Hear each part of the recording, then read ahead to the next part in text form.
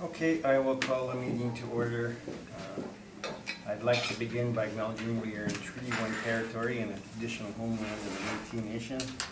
My name is Neil Harden. I'm chairing today's panel. With me is Cynthia Stevens to my left and Ed Sawatsky to my far left. The assessor today is Rob Lucky and the recording secretary is Belden Rojo.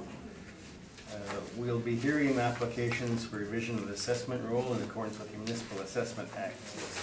The matters for which revision is requested have been described in each application and will limit discussion to those matters. The statements the applicant or assessor make at this hearing are sworn testimony. Anyone speaking to matters must be sworn in. Be advised that comparisons of assessments of properties are not considered evidence of market value by the board. The board is appointed annually by council and is independent of it in the city administration. It makes its decisions on the basis of the evidence provided at this hearing and issues a written order that will be mailed to all parties as soon as possible. Please note that the board's decisions with respect to an application may be appealed to the Manitoba Municipal Board if the matter pertains to assessed value or classification, or to the Court of Queen's Bench if the matter pertains to the applications of exemptions from taxation.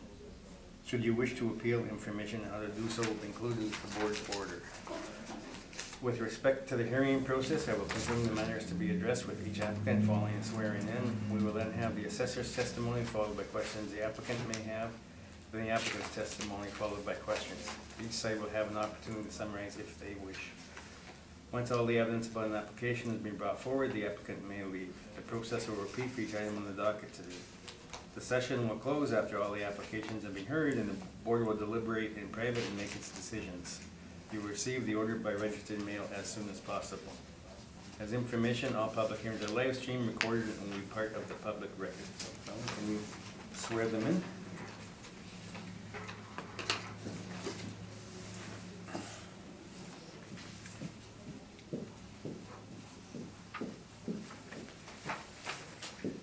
Please state your full name.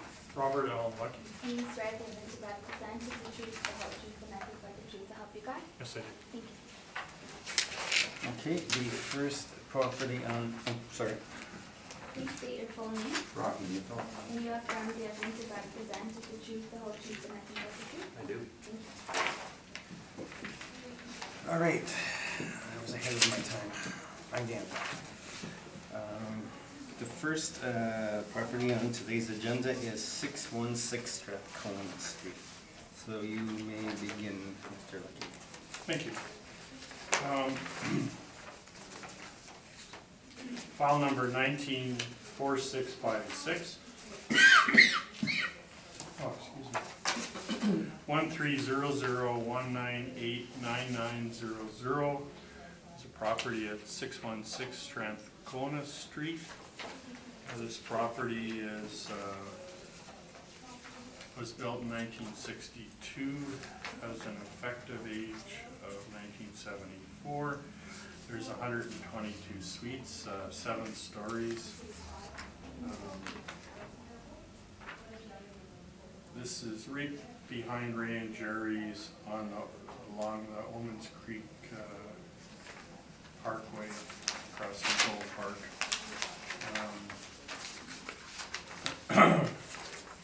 On page 2, there's a 2018 sale. I looked; it didn't appear to be arm's length because there was at least one of the owners was the same as the purchaser and vendor. And we have. I actually drove by this place. It looks drastically different than last time I saw it. There's a permit for $6,900,000, which we haven't inspected the property. The work looks, from the outside, it looks like it's finishing. There's a new envelope. But nobody's been out to check what has been done and how it affected the value. So there could be in the near future a supplement to the assessment on this. But anyway, we did it, the model, there's a model income approach, and there's 42 one-bedroom, 82 bedrooms. We have an overall average income of $11.45 per unit, model vacancy, expense, and cap rate. And gives us a value of $15,539,000.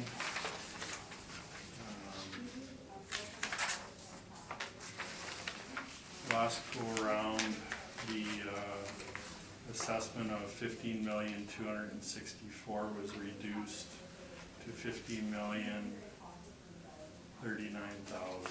So it's basically no increase. But as I said, the almost $7 million permit hasn't been investigated. Anyway, I would ask that you maintain the assessment. That's it? Yes. Questions? Thank you. So you're not sure if supplemental is going to be done or not? Nobody has been out to view it. It looked, I drive by that area a fair amount, and I'm familiar with the building. I haven't Well, been that's in what I'm wondering, is it complete when you last drive by? The outside looked like it was, but I haven't been in it. And there's an outstanding permit, as I said. Oh, so it hasn't been. But nobody's been out. No one's closed the permit. That's Right. not because they haven't asked for it, or they It's can't still find outstanding. Can't find an inspector. Well, I guess it's just not in line. It's in line to be done. It just hasn't been done. Okay. It's recent work.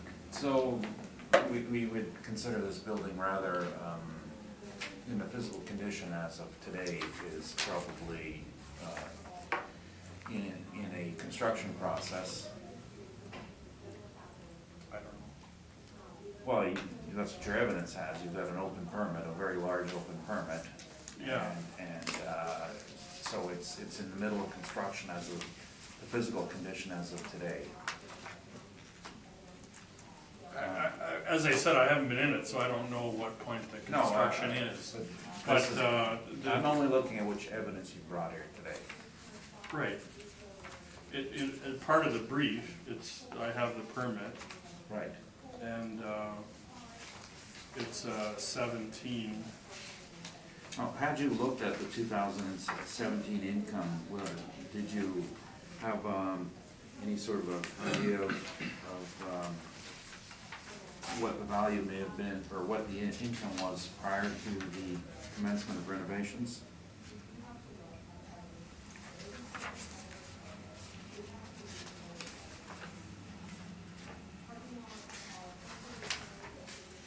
Sorry, what was the question again? What was the income on the year prior to renovations? Did you work that out?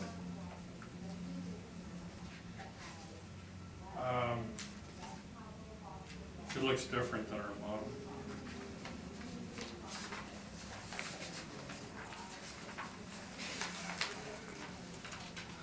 Your model is an NOI of 823,000, correct? Right. Okay. And when you say it looks different, the number I had was 624,000. Would that be somewhere around where you would be at? I don't want you to validate it necessarily, but. Your NOI is 624? Yeah, a fair gap, is it not? Right. Okay.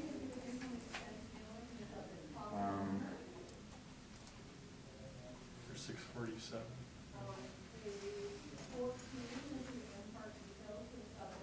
Those are my questions. Okay, Ed, any questions? Can you talk about the cap rate, please? 5.3%. Where does that stand in the range? And what are the factors that you use to arrive at that number? Well, we look at actual cap rates, and we look at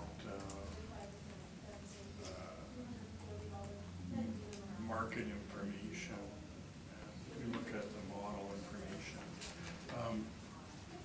This property, if it was, it's right at the top, 1974, the next cutoff is 75.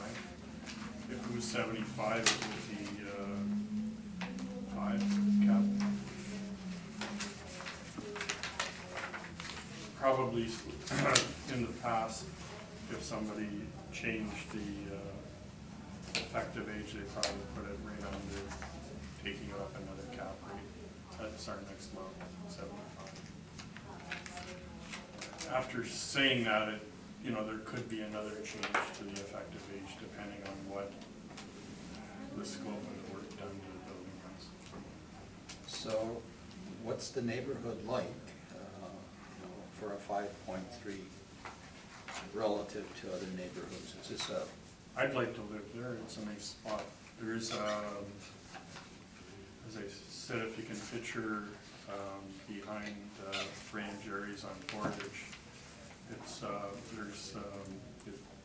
it overlooks the Omens Creek Park, and there's a walkway path to Polo Park. So if you worked at Polo Park, you could walk along a trail to work. Or you're a short walk to Portage Avenue to catch buses. So it's a good location. thank you, no further questions? Okay, Cynthia, any questions? So, we didn't actually go through your comps, are these all in the same general area?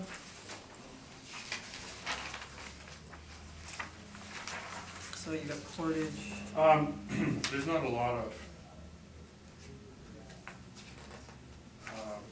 buildings in the immediate area comparable. These ones are further down Portage Avenue.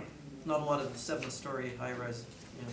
Right, they're like 200 Ronald is Courts of St. James, 700 Center is by the Grace Hospital. These two on Portage would be about at about around roughly the Sinawin Park entrance. 2200 is the entrance to the park. And they had mix of similar types of sweet mix, right? 1 and 2s, yeah. Right. Okay. In terms of this building itself, you're not aware then whether the actual work that's being done at it has caused any vacancies, or like if suites are being remodeled or? I don't know what was done, to tell you the truth. 7 million is a lot of work. So I know from driving by it, it has a new exterior. I don't know what was done inside. At some point, we're going to determine that. Okay, that's all I had, thanks. Okay, all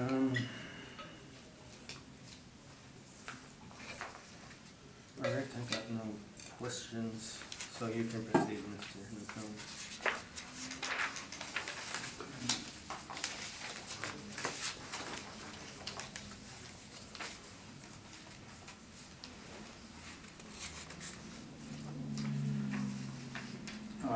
Based on the statements, the major difference appears to be the rent. The paid rent, potential paid rent indicates 1,070 per suite, and the assessors applied 1,145. That, in my mind, would be the largest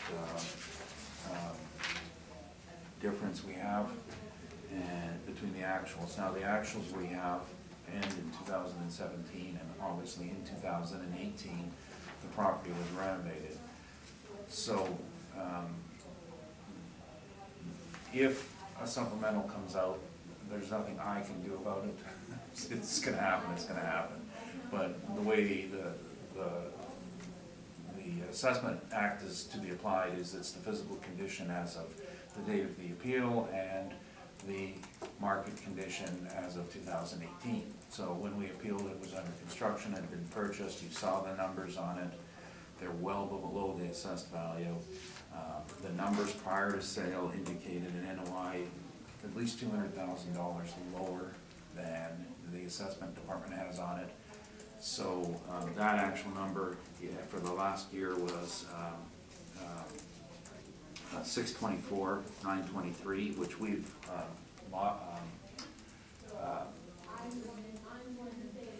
stabilized at 647,828. And we did that by averaging the expenses out over the period. So if and when the assessment department wishes to supplemental assess the property, that's fine, but until they do so, we have to live with the actual income that's coming off it and apply that.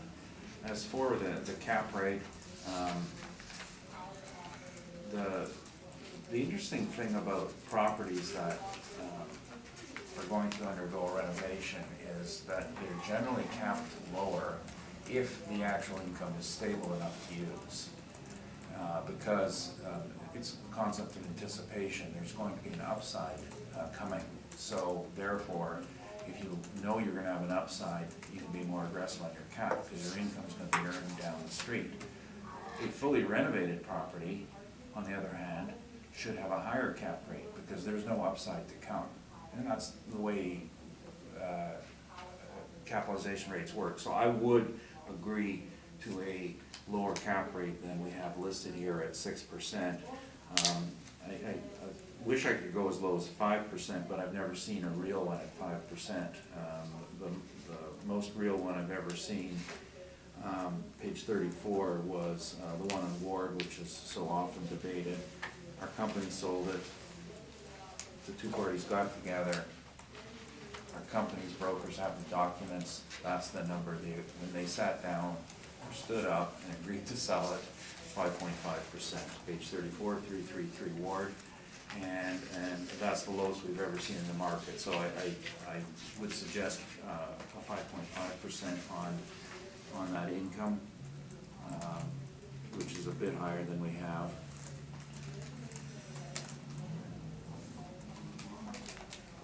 It was 12,956,560, rounded to 12,957,000. Which incidentally is awfully close to the reported purchase price and cost renovations, but I wouldn't even go that way because the renovation cost is something that has not yet been realized and will not be realized until if a supplemental is issued or in a upcoming reassessment year. So as it stands, it's a project building, and I don't think. Now, as far as last year goes, I'm working for the new owner. Never got involved with this project for the old owner, don't know anything about its history other than what the new owner has provided for us. You saw what they purchased for. And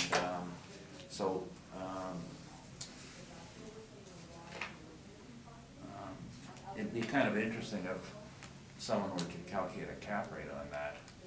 That really set off the assessment department's warning bells on a cap rate of 10% on an apartment. That's really interesting. But as a renovation project, I as an appraiser could never use a cap rate on a renovation project.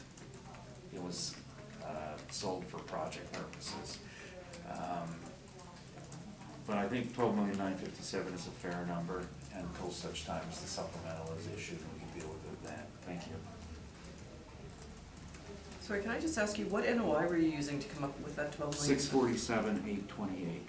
Because I'm doing it at 5.5 and I'm getting a different number. Really? Yes. Maybe I'm doing something wrong? Well, 647,828. It's a city calculator. Oh, you're right, 11,778,000. It's this city calculator. I got my own here. Okay, I'm sorry, 11,778,691, rounded to 11,779,000.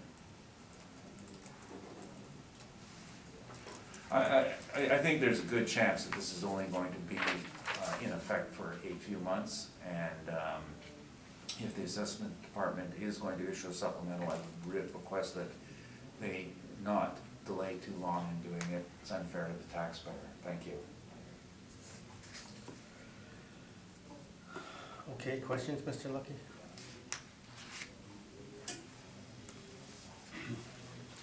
So your cap rate sale on page 34, 333 Ward, Yes. that's a 2006 building, Yes.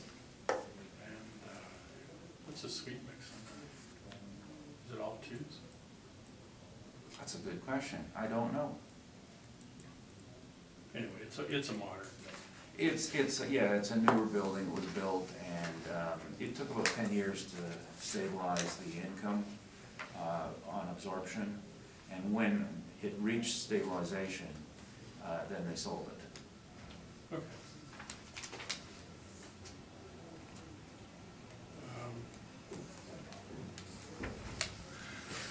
So do you only have 17 INEs, or? Me personally, yeah, that's all I have here. I noted that you, actually, I think we got some from the My Property system, the numbers, but I don't have them printed out, but I guess you've got them here. And I can see that in the previous year, it was a bit higher.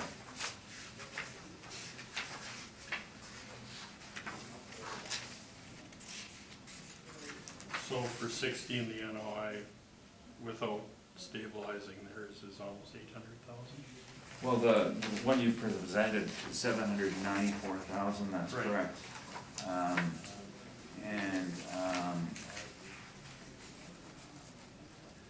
then for 15, I Yeah, have, you know what, it's the revenue is fairly stable, but, oh, I know. There was something down here, but I think there's an error on that one.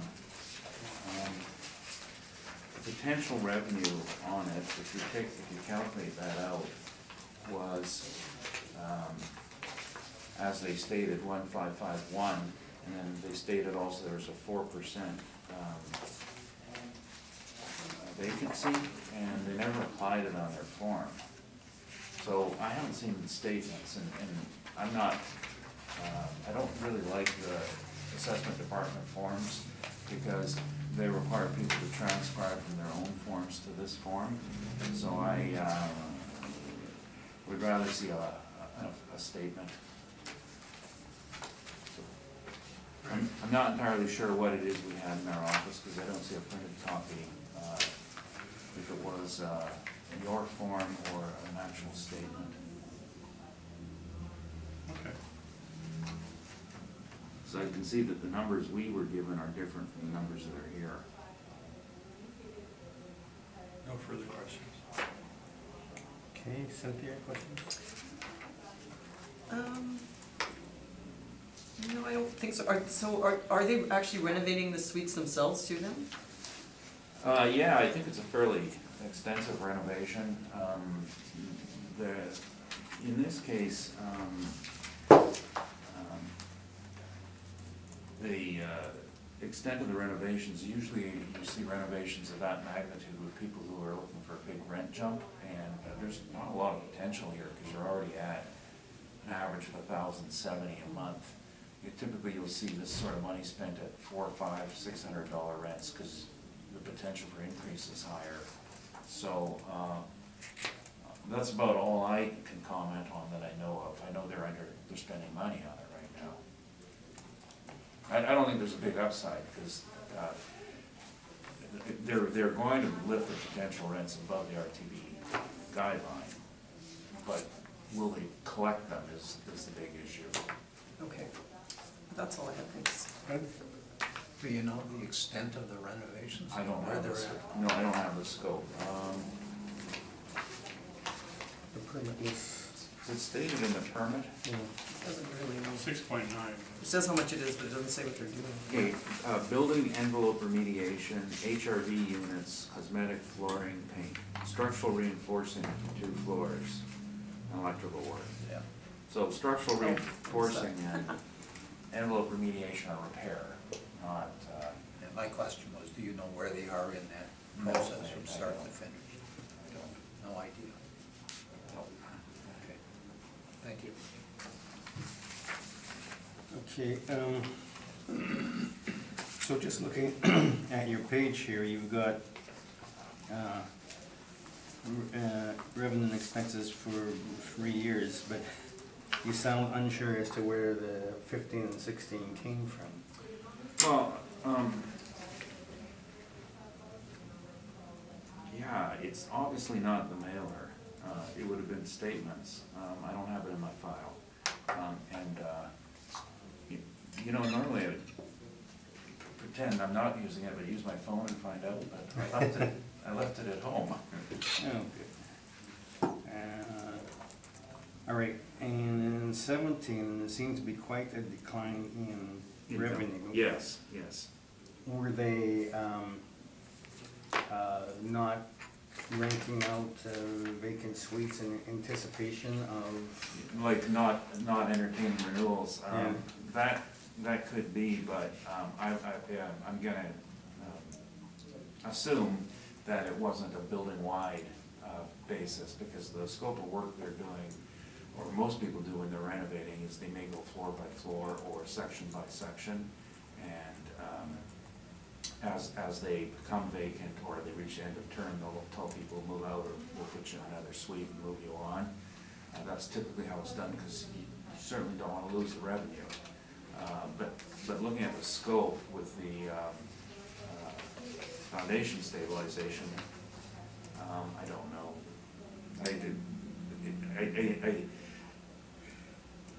Thinking about it, my assumption is that they had to empty some suites to get at the foundation and structural components,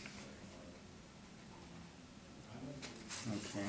which would be a deferred maintenance issue and something that's not related to their desire to renovate, but related to their need for repair, which is a totally different issue.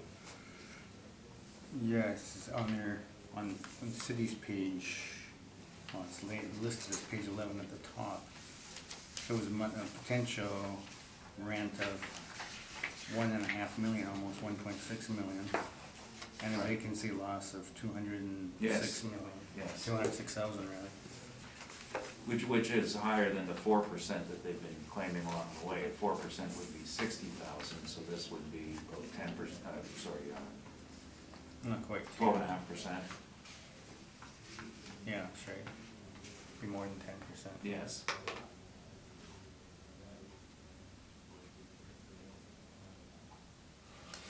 Okay. But if it's caused by structural issues, like I say, it's not a desire to renovate and improve your income, it's the need to repair, which is something we have to consider. Yeah. And it may also be one of the reasons why the sale came in so low, because you needed repairs. All right. Leave it with us and we'll come up Just, with a wise decision. Redirect on that. Sure. Okay, sure. As long as it has nothing to do with appraisals. We have a transfer of, I only have 2 copies, sorry, but I'll read it. And it's a dollar sale. And the vendor is Industrial Investments Limited, Apex Agencies Limited, and Triple SW Company. And they sold it to Industrial Investments Limited, Apex Agencies Limited, and 616 Strathcona Street. Does it seem like it's an arm's length sale? What it was is a change in the size of the holding, percentage size. So just to give you an idea, 2 years ago, this property was represented by somebody else who controlled it. And this year, I'm representing it by the other party who controls it now. So it's just a change in the controlling interest via title. And for title, you're correct, they put down $1, but they also have to put a sworn value on the site. and that sworn value's gotta be accepted by the registrar at land titles. And if it looks funny, well, on a property this size, they'll have to provide proof that that's what the value was. So I agree with you that it's not the best indicator of value, but it would have been vetted by land titles. And if we had had certain lawyers on our board who sometimes say these things, they would say, you mean you think that land titles would let a bad sale go through? They might. But I guess if, you know, on the same question, if the answer was 20 million, would you accept it as an arm's No, length and sale with two of the same I agree. purchasers and No, vendors? No, I agree with you, which is why I wasn't Right. okay. I wasn't going saying to the board, let's go for the sale, because it is not the strongest indicator. Okay. The strongest indicator is the income on the last year. I have no other questions. Okay. Thanks, sir. Wait, sorry, I do have there is a further part to that question. Typically, in land titles transfers, they would like to set up their, they'll still declare the values, they don't pay the land transfer tax.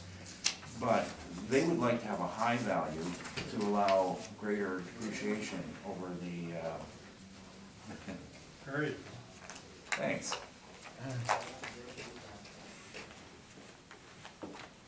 It would allow greater depreciation, so that's usually what happens. That was, I don't know if you've ever met her, that's my daughter. Oh, no. congratulations. No, never mind. You keep her well away from us. Well, she's an AACI, so she, when we, in our business, when we have regular appraisal work to do, she does it. Okay. All right, I guess that concludes this property then, so let's move on to 1095 Wolver Street.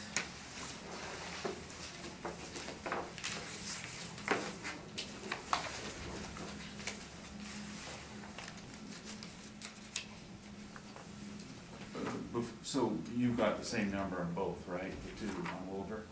We got 1095 and 1099. The assessment's the same. Yeah. So work up the whole the same. I just want to speed it up here, right? Are they the same? Exactly the same numbers. Same with us. Same properties? Yeah. They're sister properties? That's correct. Same owner? Side by each? You Yeah, bet. Okay. Oh, Okay, well, we'll do them one at a time, but, you know, let's not waste time on the second one. Okay, File number 194618, roll number 130-124-13500 is 1095 Williver Avenue, which is runs parallel to Portage Avenue, one block north of Portage Avenue at about Minto, roughly.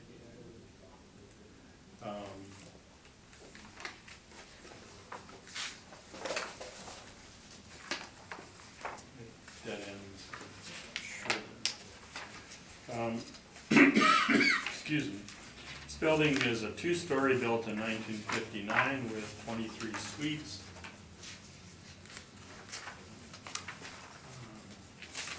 Page 2, this is a it's a multi-role sale, not applicable. And we have 6 one-bedrooms, 17 two-bedrooms. Our overall income per unit, I should say that includes parking, laundry, rent, everything. So it's not just the rent. We have model vacancy and expense, 5.3 cap rate. Our NOI is 96,868, and the applicant's is much higher, however, has a different cap rate. So the end result is very close. I would ask.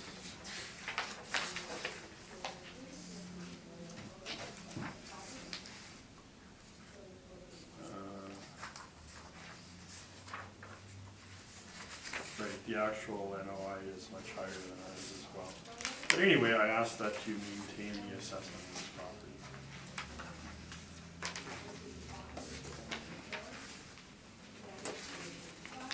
Any questions? Your valuation is all from the model?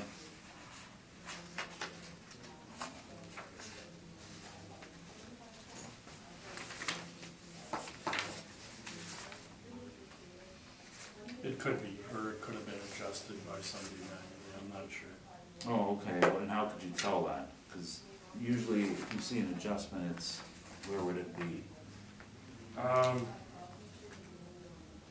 Well, Usually expense ratios gets rounded of some sort, right? That's what you usually look at? that's the telltale sign, is if the expense ratio is a round number, then somebody's adjusted it.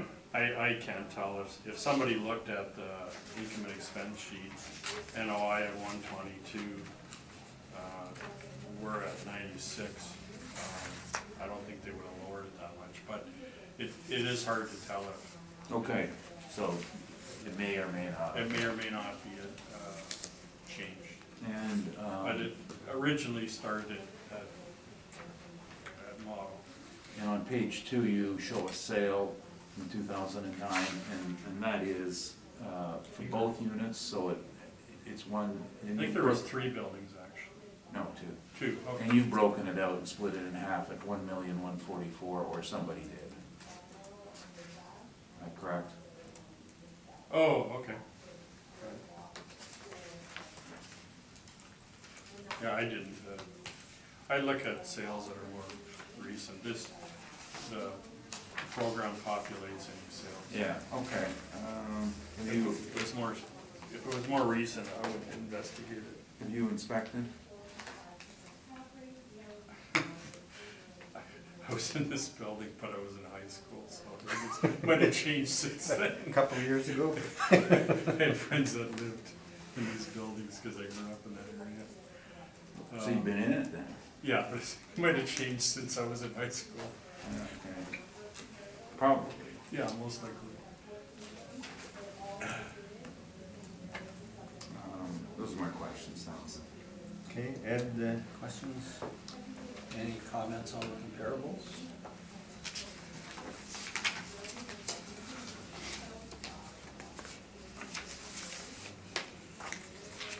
Number 4 is sort of at the same age, the others are a little newer.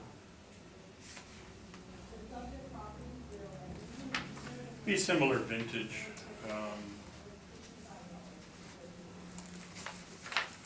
Anywhere's from, our break off is 75, but anywhere's from 1950 to 1970. The buildings normally aren't drastically different.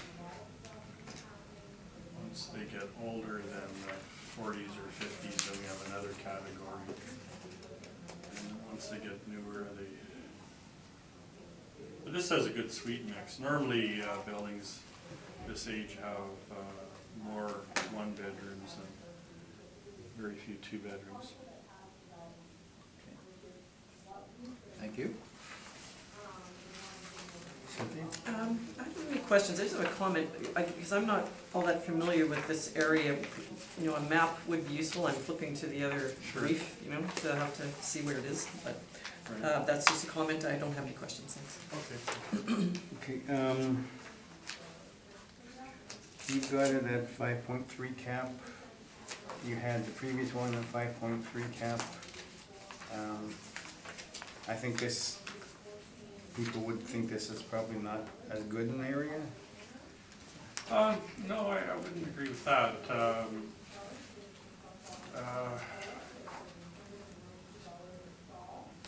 We're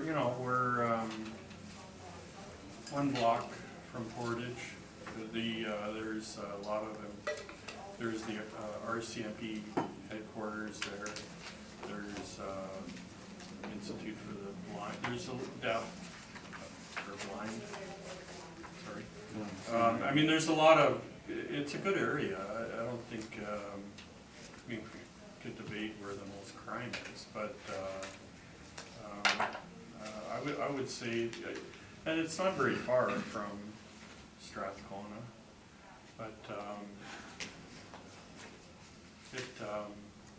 it would be a pretty good rental, it would be a good rental area. Okay, all right.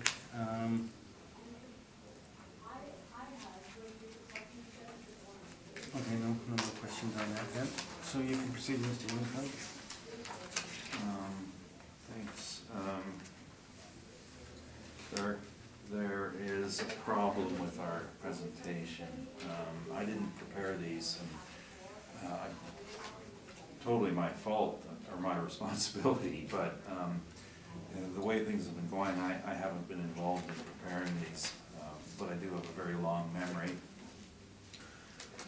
The issue with both of these buildings is about 6 years ago, they had significant repairs, and the repairs were to the grade beams, and they were never expensed. Sorry, they were expensed, but we took them out of the expenses, and typically what we do with those is amortize them on a longer basis. And every year we've been amortizing them, and the repairs at the time were something like $300,000. I know, Mr. Lucky, you don't have to remember this. Well, I remember it. Okay. Yeah, okay. And that's why I was asking about the income being adjusted, and that possibly could have been the reason for it, is that there may have been an override for that. I don't know. That's what I was getting at. So when the person who did this workup, they didn't review the file in full. So we've been amortizing $10,000 a year for that repair. It's a very one-off situation. So my actual NOI should have been stated at $97,180. Now, what we normally do our NOIs for this, unlike the previous property, is we look at the revenue, and we take the last year of revenue as it continues to grow, and then we average the expenses. And because expenses aren't the same every year. So normally we would get 117,180, but we always look at adjustments to it as well, and this adjustment is extremely reasonable, because if you note the repair and maintenance declared in the last year, it was $24,862, or roughly $1,050 per suite, which is extremely low. In this case, the proper accounting procedure should have been amortizing this through every period, but they put it all in 1 year. So we have to go back every year and adjust it. I would have done it, but anyway, so my NOI is actually $97,180. As far as the cap rate's concerned, we have some really good caps for properties like this. My favorite for this one would be 1830 Portage, which was purchased by the same company that owns this site. Is that in here? Page 33. 33, thank you. Sorry. Similar vintage, similar style, slightly better location, and there's a small commercial component on it.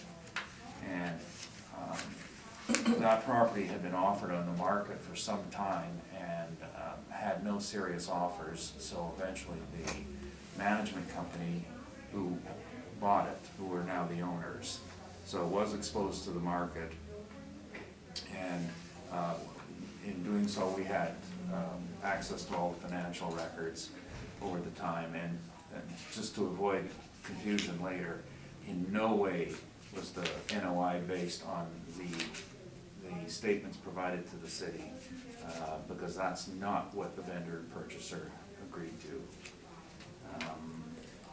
There's some other ones in the area or close by at the bottom of page 33, not 694 Sarah, which was renovated, and it's an older sale, but pre-renovation was 8.14. But we were discussing earlier about, how you treat renovation sales. And there's always two parties to the renovation sale, the vendor and the purchaser. So in the vendor's eye, he got 8.14. His stated return was 8.14.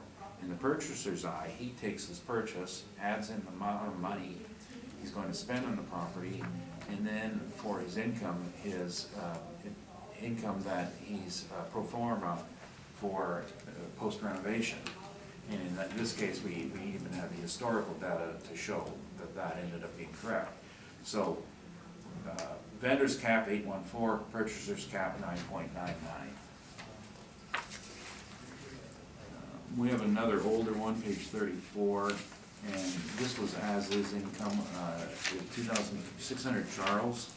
So this was a client of ours who purchased this building at a 7.04% cap rate, and the person who just walked into the room did the appraisal on this. I should have got her to testify. But this is what income in place properties sell for, the 7.04 and the 6.5, when they're devoid of all the influences dealing with renovation. And that's why we applied at 6.5. And I apologize on the confusion on the grade beam issue. I know that we have made this quite clear in the past, because I've been looking through chocolate chips through the past presentations to the board. And I think Mr. Lucky at most times has been aware of it. And I'm not putting him on the spot just because we brought it up in several times, and he's always been the assessor. So normally I feel a bit bad at not having disclosed this, but I kind of knew he was aware of it. Yes, it was first disclosed 2016, where the 2014 value was used, and the repairs occurred in 2012. Thank you, that's my presentation. Okay. All right, questions, Mr. Lucky? Just trying to get that straight. So you're saying $10,000 a year? Well, it was approximately a $300,000 repair bill for both properties. So it's about $150 per unit and per building. And we were using, initially we thought the two ways we would look at it is either just use an amount of $100,000 over 10 years, or equally and treat the $50,000 as a one-time expense. Because when they fixed it, there was also some, to get at it, they had to remove part of the fronts of both buildings. Okay. So that might have been a different line item. So the 2017 NOI is 122,802. How do you get to 97? Oh, because, first of all, we have to average out the expenses over 3 years, and then add in or subtract. Okay. When we were all discussing how lack of sleep we got, yes, you're correct. 107, 180. That was going to be my question. Because even us simple engineers can subtract 10,000 for. Rob got more sleep than the rest of us. Marginal. Yes, I'm sorry. So 107, 180, and our value is 1,648,923, rounded to 1,649,000. Okay, no further questions. Okay, Ed, questions? No, because that was my question. Cynthia? Yep, that was mine too. I think it occurred to everybody in the room then. Bone, did you hear that question?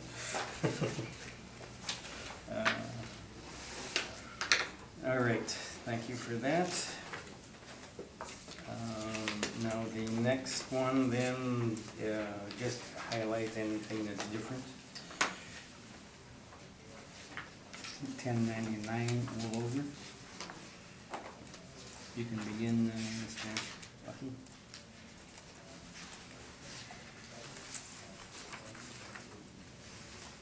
Roll number, or file number 19-4619, roll number 130124-13300 is 1099 Williver, next door to 1095.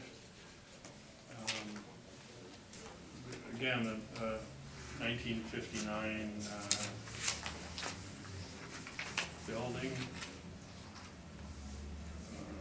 Let's see if there's any differences there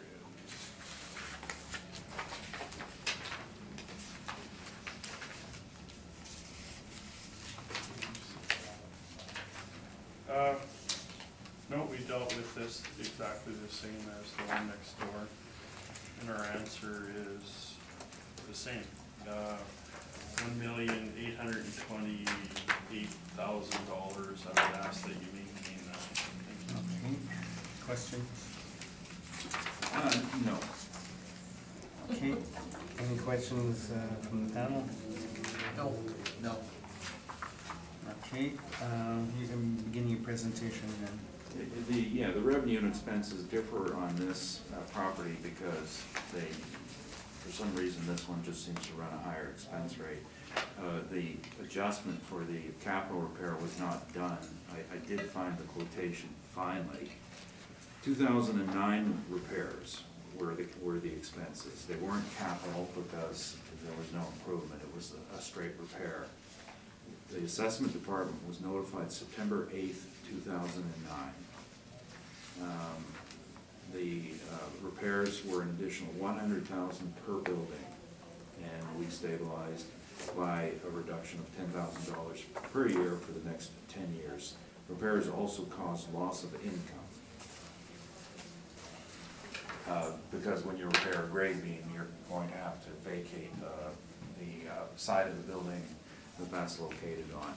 Now, since 2009, of course, the revenue has stabilized. Revenue in these two buildings is virtually the same. Expenses, for some bizarre reason, just tend to be higher in this building, and it is what it is.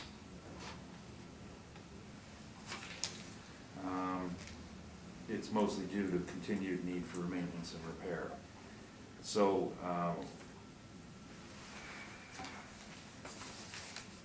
the RNOI is actually 83,885 after that adjustment.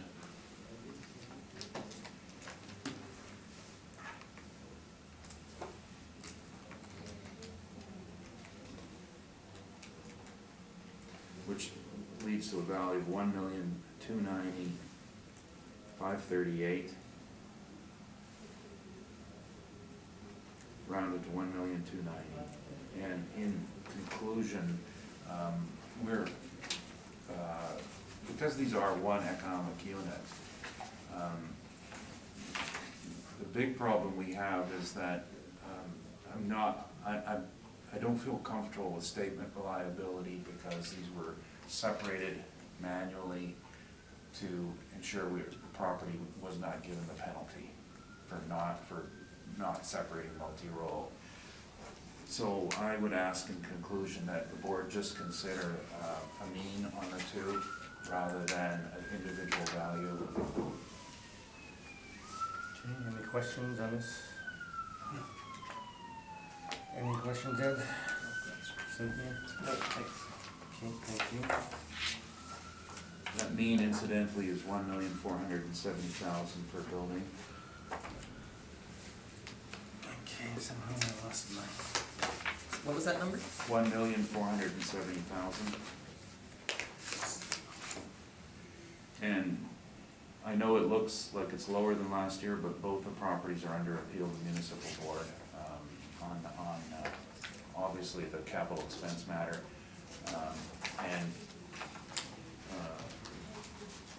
They seem to be perpetually at the municipal board. However, they have been resolved up to 2000. See, Mr. Lucky signed this here. Well, we're getting out of, I mean, we've concluded the hearing now. No, I think it's, I think that boards have a natural inclination to look at the previous assessed value and saying, why do you want to decrease? And we've had to appeal every year because of this, and we have reached agreement year in, year out.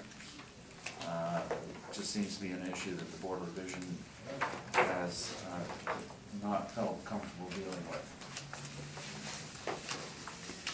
Okay, we will go one more property and then have a short break, so we'll do 1080 Wellington Avenue.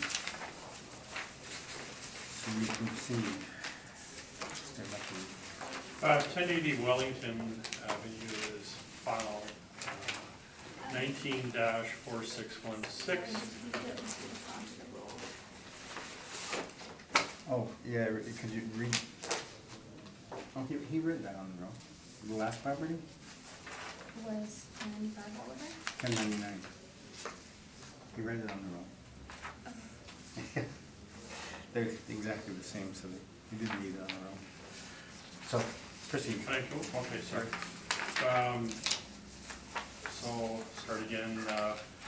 File number 194616 is roll number 130-114-83500, 1080 Wellington Avenue. And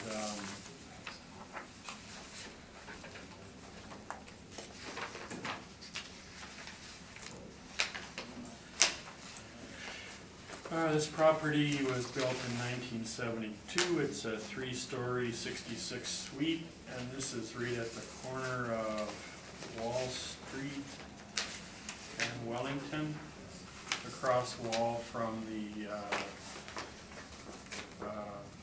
I don't know if the whole complex is called Cindy Clausen, the Sargent Park Recreation Center. There's a gym, track, and rinks and whatnot. We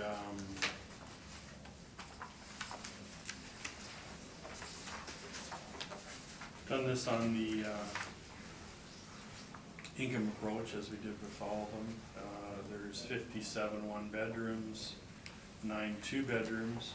The overall income per unit is about $700. We have model vacancy.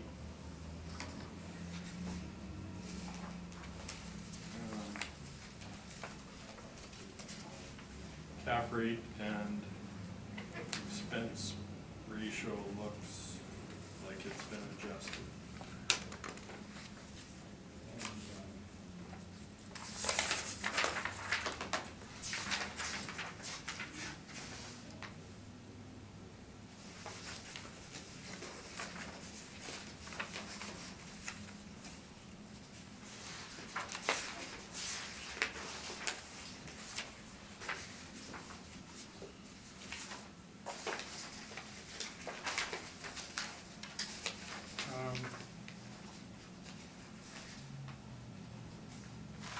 I would ask that you maintain the assessment of $4,278,000, which is last go round in 18, the assessment was reduced to $3,949,000. We're very close to previous assessment. If you have any questions. Okay, questions, Mr. Lucky? Yeah, so you say the rates might have been adjusted by somebody on your work? Either they put the value at the lowest poor quality or change the expense ratio. Okay. 58's a really high expense ratio. And you've got the statements in there, and the statements for that year are, once the line 215 is removed, they're fairly consistent with your number, are they not?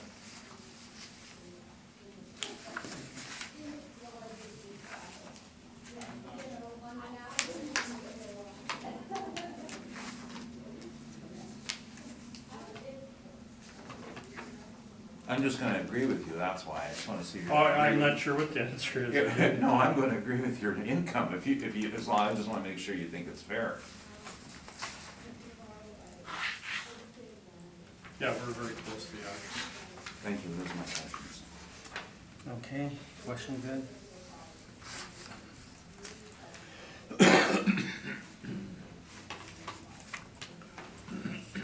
Again, the cap rate, 5.3. Same type of building, same type of neighborhood. Right.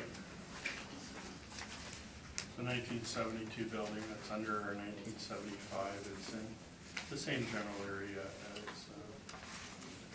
the previous ones. Thank you. Cynthia? So you were mentioning the expense, Rachel, that had been, you thought adjusted. Are you aware of any issues with this building, or is there any? I'm not familiar You're with not? this building, no. I mean, in the actuals, the repair and maintenance is fairly high at $2,300 a unit. But I'm not sure. Like I said, 58% is high. So I'm guessing that Somebody was looking at this, yeah. Right. Yeah. Okay, that's all I had, thanks. Okay, my question is, if you look at the appellant's picture on page 2, the top, this seems to be adjacent to industrial plants. There's commercial and industrial in the area, no heavy manufacturing. Aaron and Wall have warehousing and Yeah, would that affect the cap? I mean, it looks like there's, I don't know, a lot of detritus around some of those properties to the west, it looks like. Would that affect the cap rate? like I said, I mean, you could also say that right across the street's a giant recreation complex, you know, for people using the facilities there. It's a convenient location, there's a lot of employment in the area. Just down the road, Wall Street from there is a Tech Walk High School. But no, you're right, there's Aaron and Wall have light manufacturing, warehousing, and commercial space. Okay, thank you. You can give your presentation, Mr. Luca. Thank you. My client purchased this building on the date indicated on the assessor's workup. After purchase, they had buyer's regret. The building was not in the greatest condition, and for the years following, they spent a fair bit more than they had anticipated in repairs and maintenance, and these were just, there's no upgrading here, this was just necessary repairs. It was during the period when the market was heating up and people were grabbing whatever property came on the market and hoping for the best. But the history on the expense ratios was bad, and you can see that in page 1 by 2016 it actually peaked. After reviewing this, I did talk to the owner again and asked him about if he figures he's finally stabilized, and he says that 2017 forward word. So we're going to concur with the assessor's NOI, because it would be right around the same number we had in 2017, and that's 226,712. And I just, this is us playing catch up. We're maintaining the same cap rate, which indicates a value of $3,487,877, rounded to $3,488,000.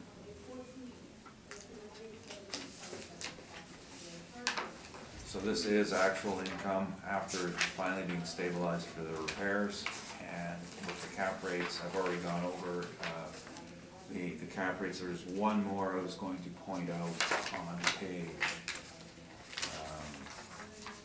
34.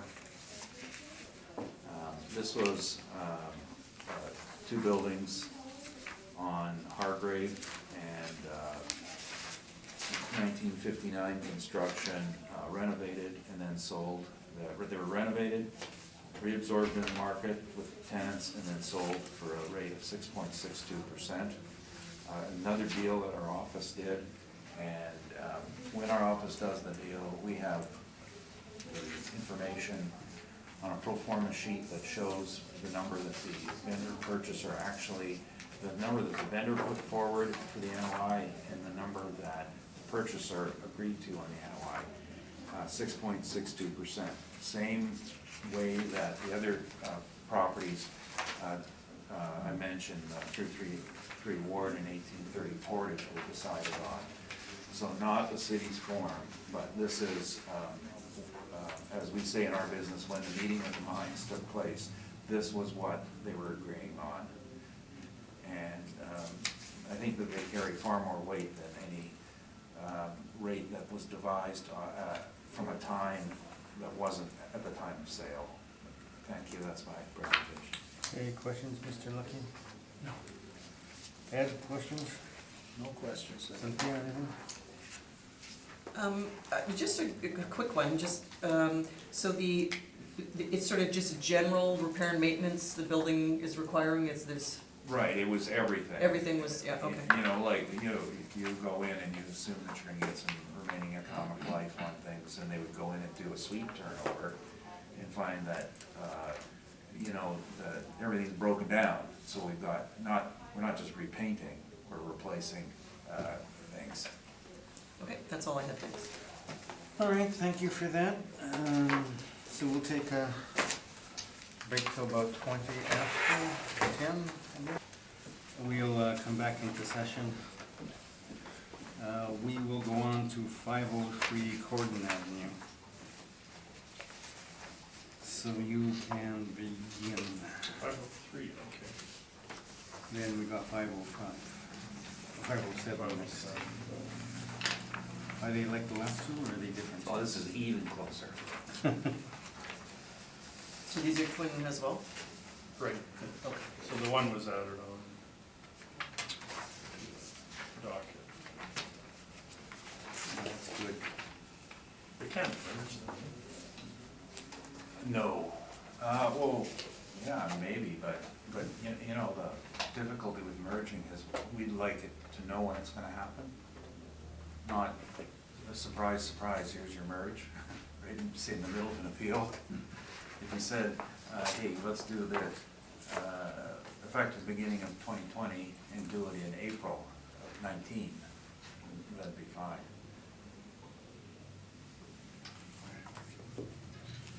Um, 503 is file number 194591. Roll number 12021555000 Corden Avenue. Building is a two-story and was built in 1953. It has 8 suites.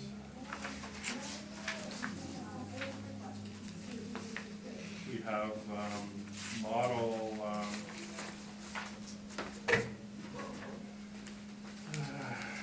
our income is exactly the same. We have differing expenses, and our cap rate is 4.8% on these buildings. And I would ask that you maintain the assessment of $636,000.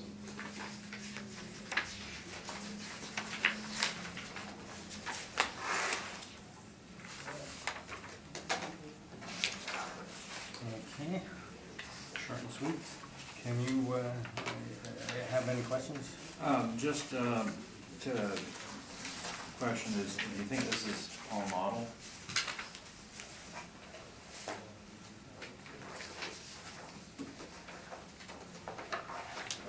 Most likely.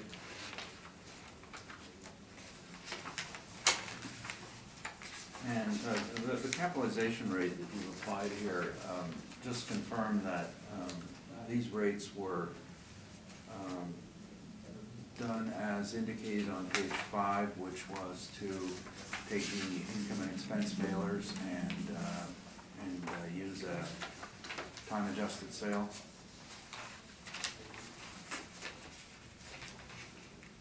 That's one function of our cap rate. That's one part of the process. Right, but that's the initial part of the process, that's where the raw data comes from, income and The expense. raw mailers. data that comes into the model. Is from the emailers. Right. On page, well,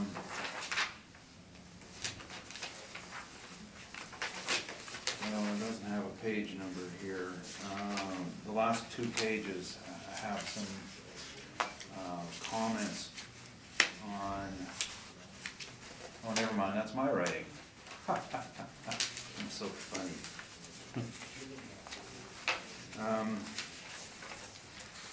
The statement, on your, I guess, 7th, 8th page in, just confirm that this is both 503 and 507 to your knowledge. There's a little handwritten thing at the top that says with 507. Okay. And so this particular year, 2017, the NOI is 46,000 for both units combined. Just confirm that would that be your understanding?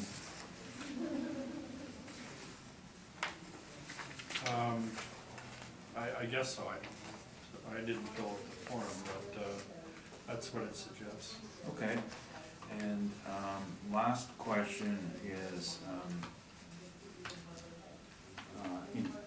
2 years ago, the city assessor asked for the penalty because the statements were filed as one economic unit, they weren't split up.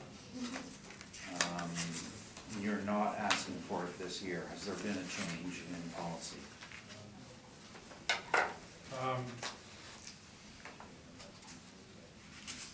No, there's no change in policy. We still ask for it. The thing I couldn't determine, it looks like there is a return submitted to each property.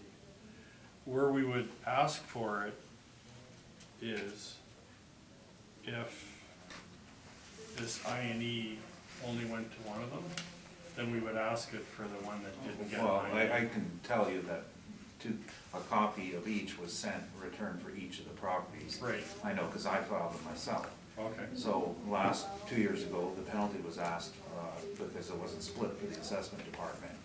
And I'm just wondering if, has there been a change in policy? No. Okay. So either the guy 2 years ago or you aren't following the right procedure. Possibly. Those are my Could be questions. me. Those are my questions, thanks. Ed? Both units are under the same ownership.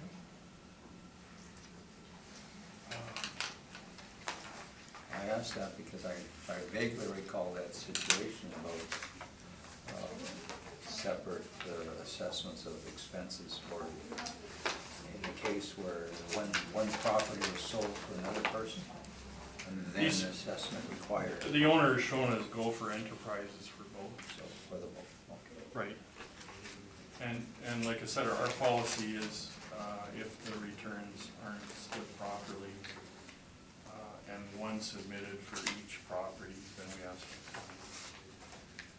I didn't ask for it in this case. It looked like there was a return for each property.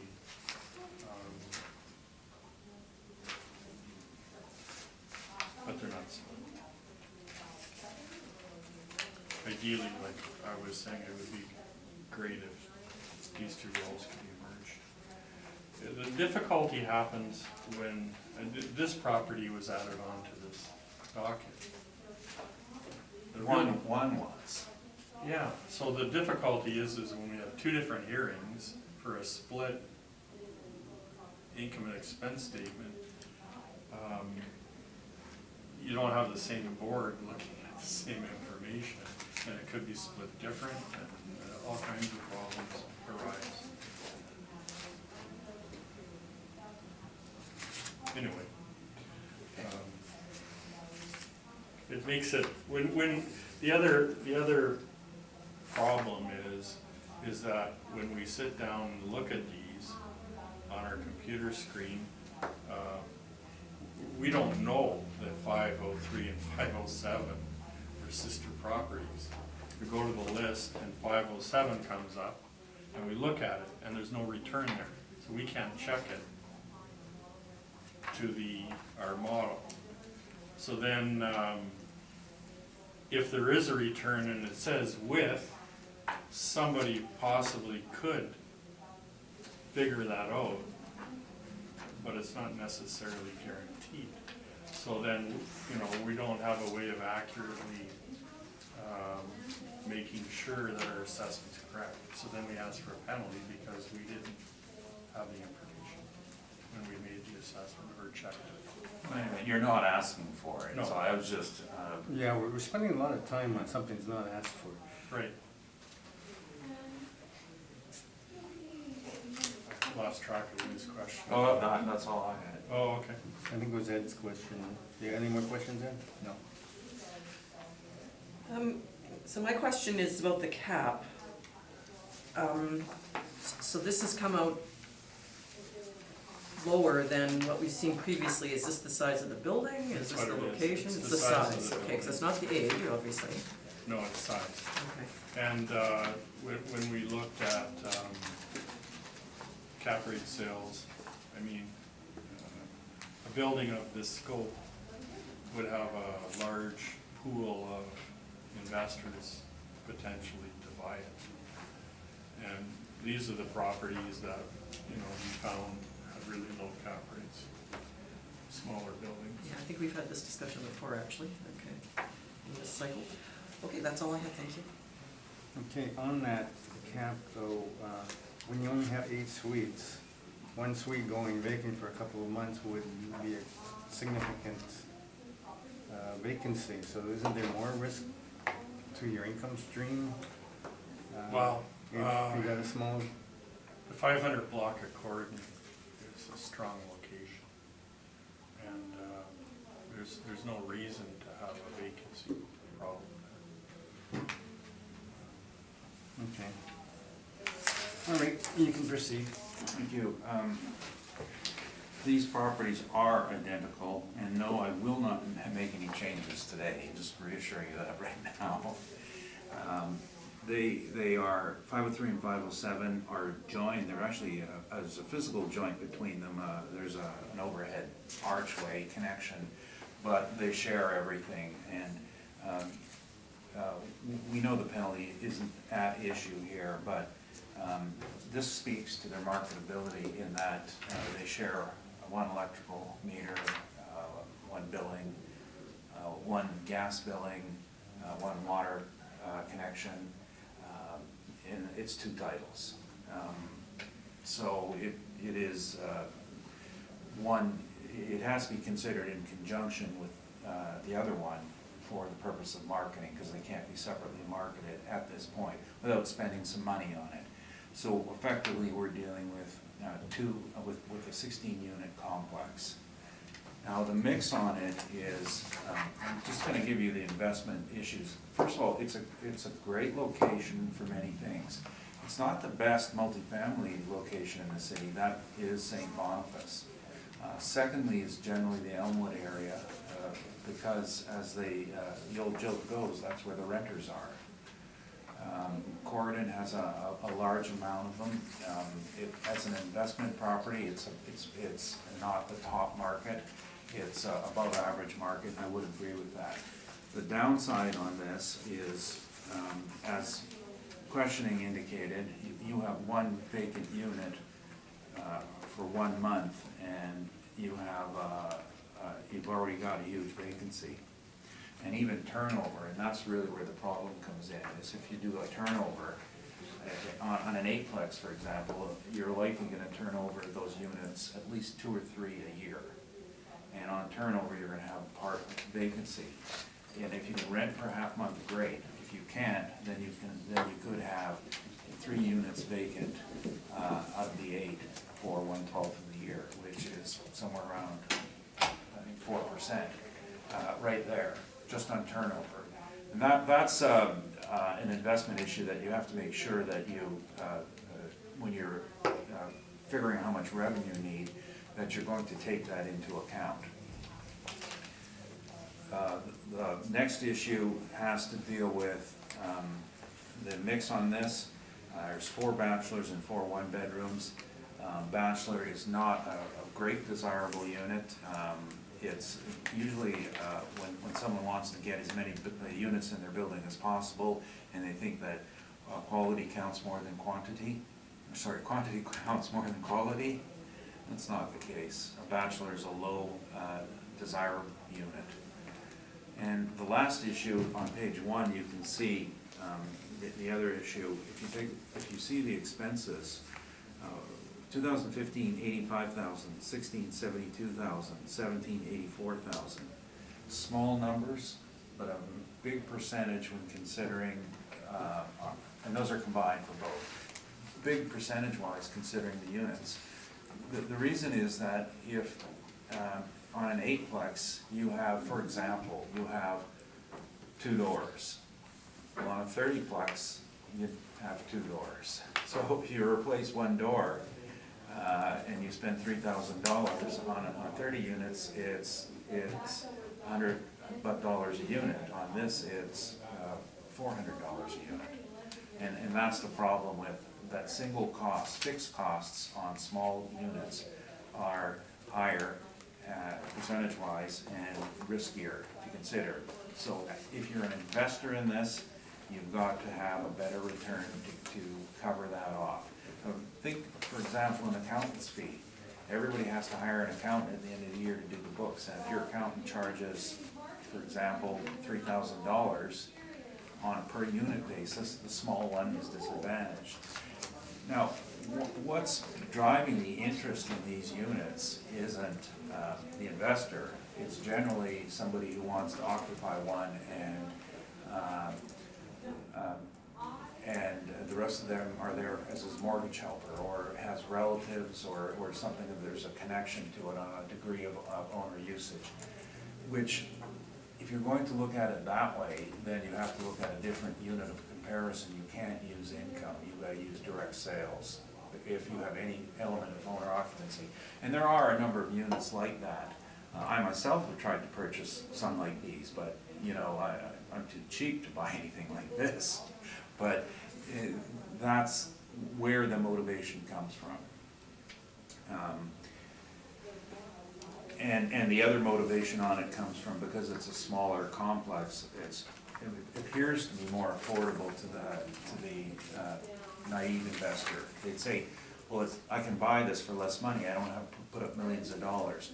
But the problem is then they're going to be hit with varying returns, which are very poor compared to what you should get as a return in the marketplace. And that's the caution we always say to people who want to buy small units. Yes, it's affordable. You can take a second on your house and have your cash down and then carry the mortgage through there, but you can't think that you cap this low because you've got to account for risks. And why in my mind, now the only reason, now we went at 6.5 again, and I've already detailed all the sales that we were looking at. The strongest one to compare to this is that one on Hargrave I mentioned, which is on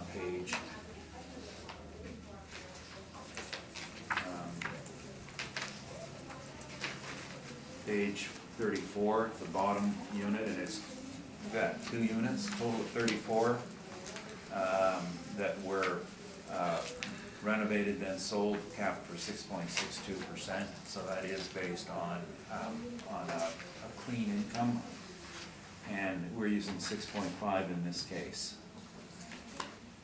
which is just a rounding issue and using actual income.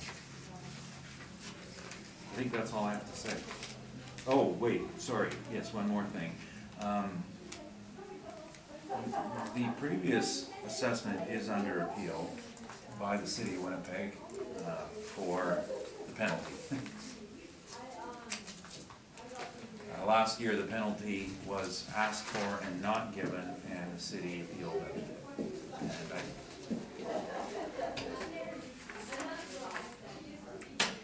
think they're about to get lectured. Thanks. Yeah, it's pretty loud. Okay, That's your presentation? Yes. Questions?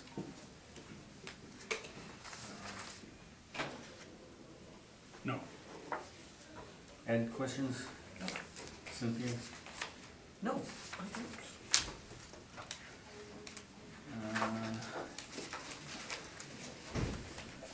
well, you know what, maybe just, with the cap, with that location, would you not see that coming down a bit from some of your others that were at 6.5? It would come down from 6.5 based solely on the location, but then you have, financially, you would have to go upwards because of the possible variations in there. The last one we looked at, for example, had 66 units.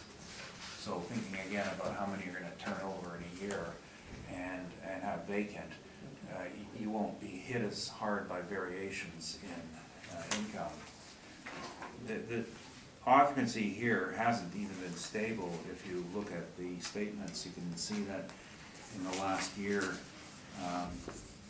like 2016 was a high, and it went up from 15, and then it dropped back down in 17.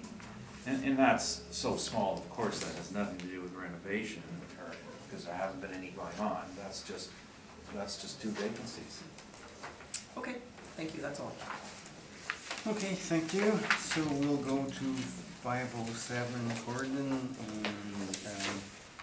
just give us anything that's different after reading in the, Well, since it's been brought up, I'd like to ask for the penalty for this. Because this is actually the return for 503. And, there has to be a notice, isn't there? Yes. no? Yeah, well, No. the board can rule on that. You know what you can rule on it. So they know what, Yes, I got one. no, down there here too. Okay. So they know what case they have to make, be prepared to adjust it.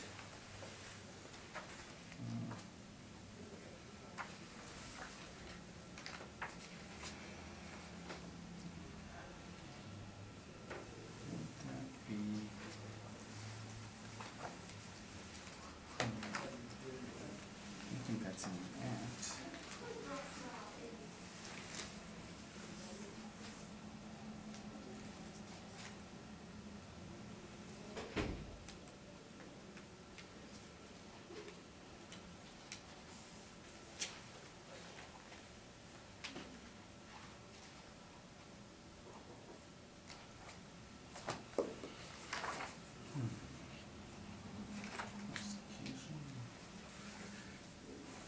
There has to be notice for an increase. It doesn't say in there that there has to be notice for,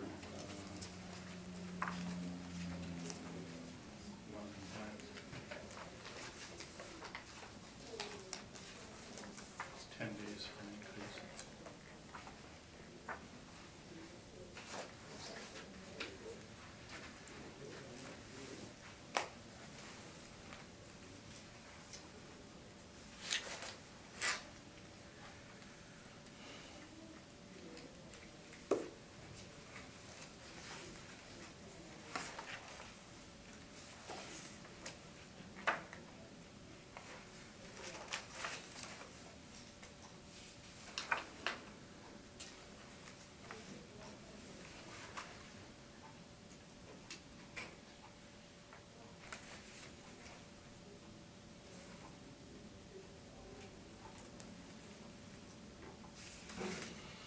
I don't know if we, do we have anything in our procedures, you know, Ben?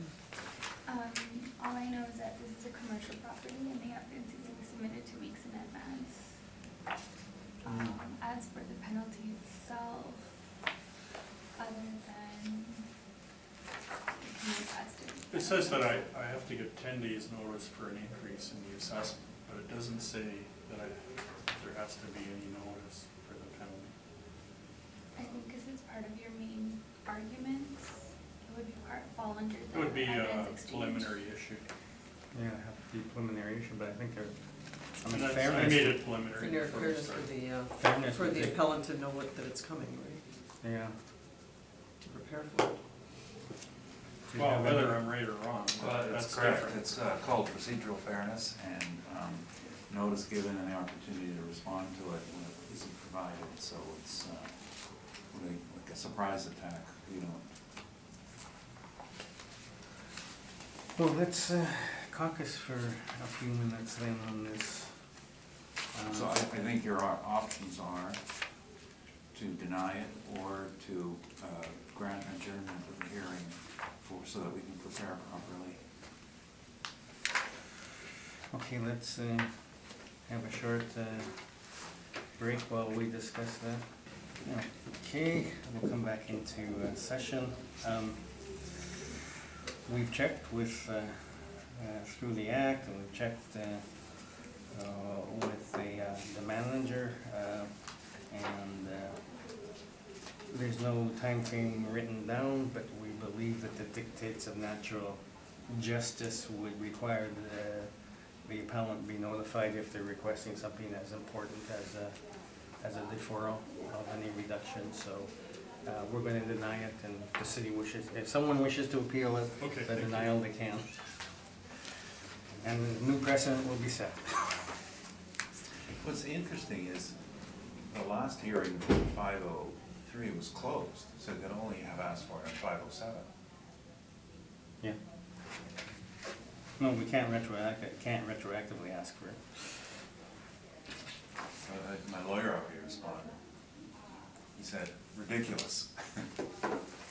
No. No, we just, natural justice would dictate, it has to, if something as important as that, it has to be, the appellant has to be aware of it. Okay, and it'll say in the decision, denied. Yeah. Okay, thank you. So then I go first. Yep. Um, Again, just anything that's different from the previous. Right, file number 507, good. File number 19-4592, roll number 1202155400, 507 Gordon, 1953 building, 2 stories, no sale history, 8 suites, exactly the same as the previous one. We have 4 bachelors, 4 1-bedrooms, model overall income of about $700, and model vacancy expenses cap rate. Ask that you maintain the assessment of $636,000,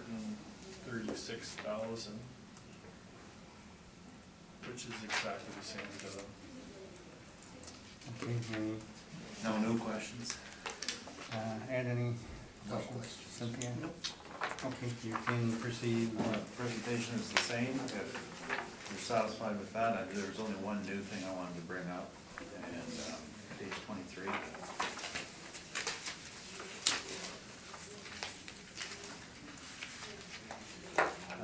Having to do with cap rates, the concept of a cap rate isn't that it's just a number that's applied. It's in place for the specific reason of, in the income approach, it's to indicate the loan that a building can support. That's why it exists.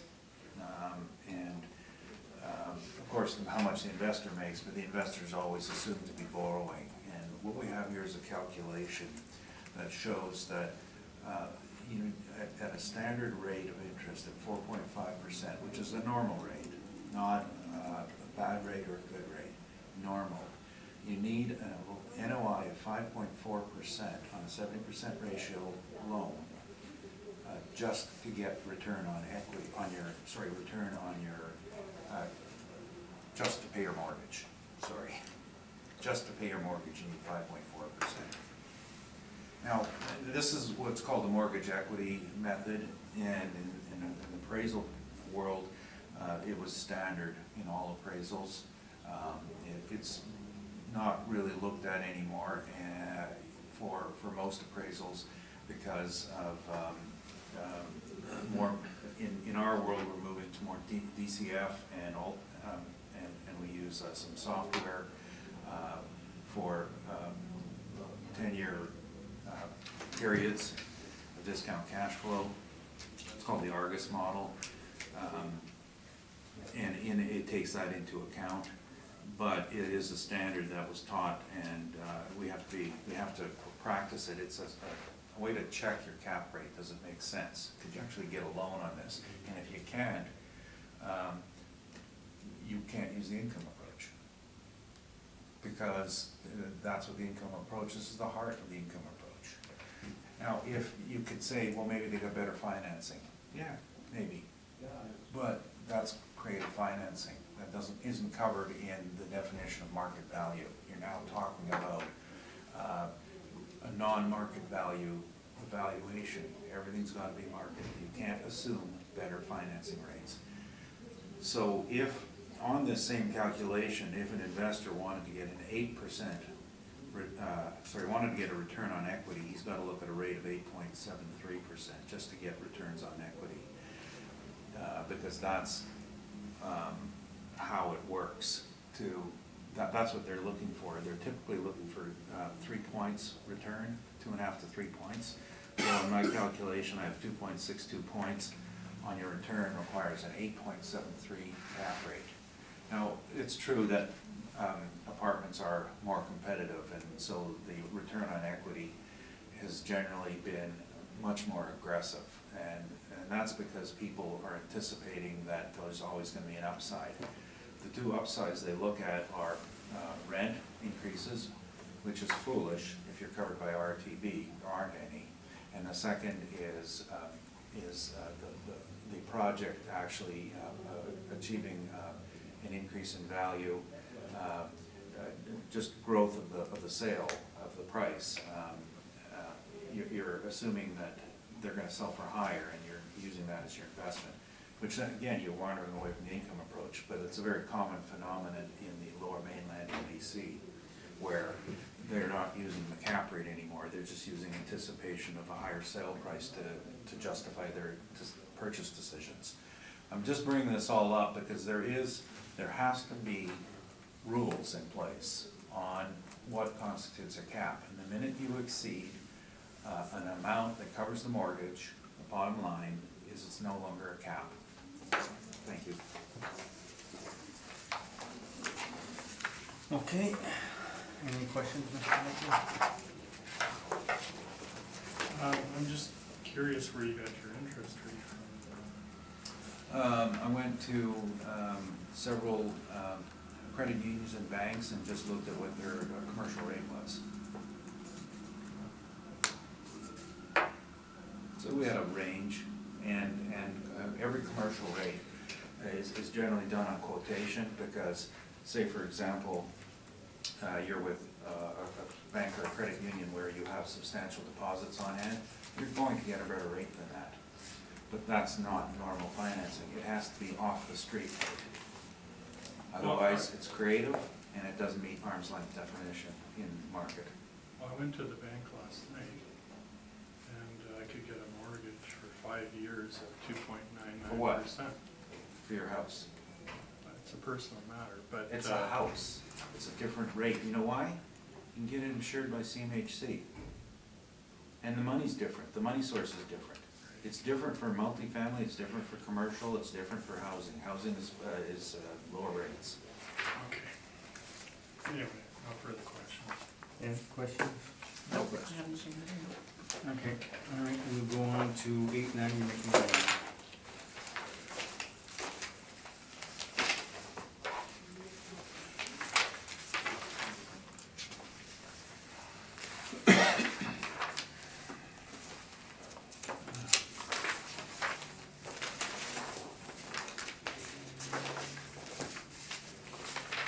Eight 890 McMillan is file number 19-4566. Roll number is 12023051000. Address is 890 McMillan.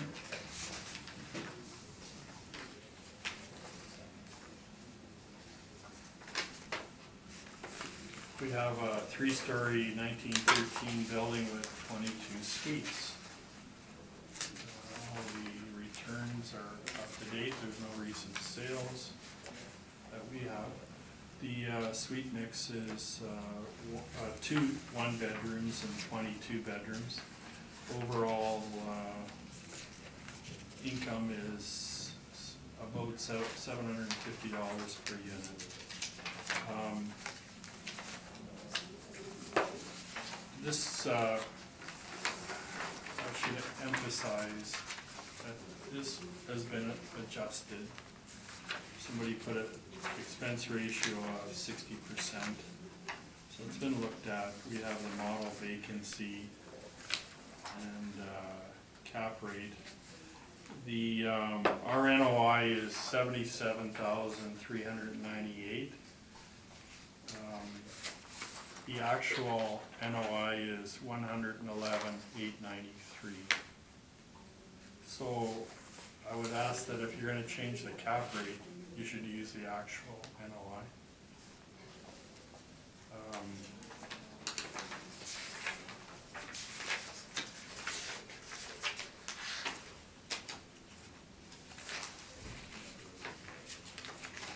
That's all I have to say on that. Okay. Questions?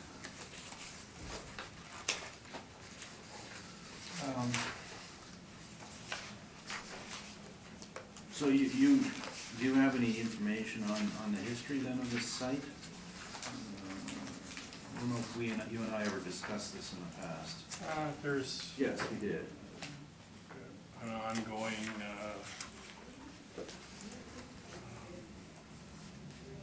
issue discussed about one corner or some sort of foundation issues with the building that don't seem to be resolved.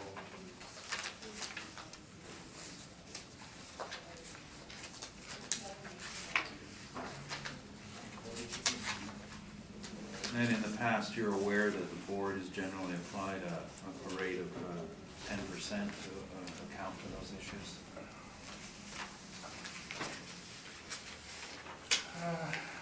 The 2018 cap rate used was 8%, and that's why I pointed out, if somebody's gonna use 8% cap rate, they should use the actual NOI. And applying 8% like was in the past to 1,893 divided by 0.08 would give a value of $1,399,000. And we're at 1,173,000.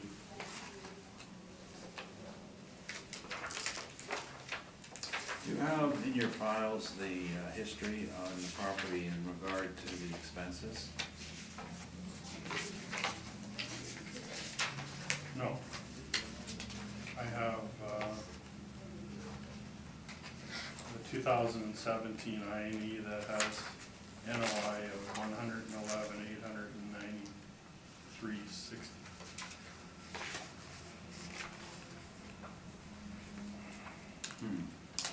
And, but on the expenses, that particular year, 118,825.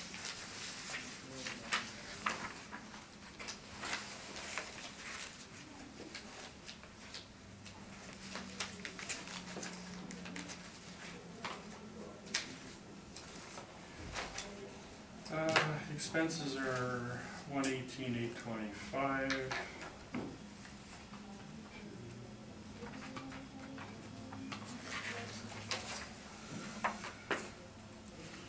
1,936 RM.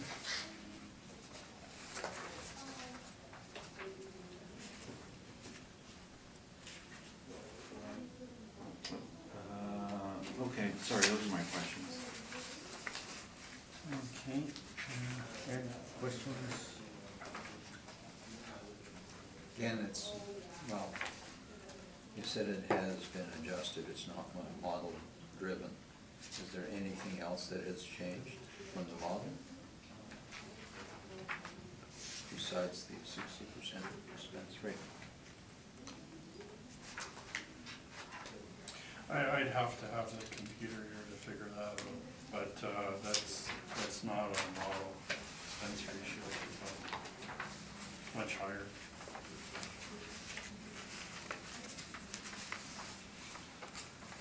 Have you been at the site?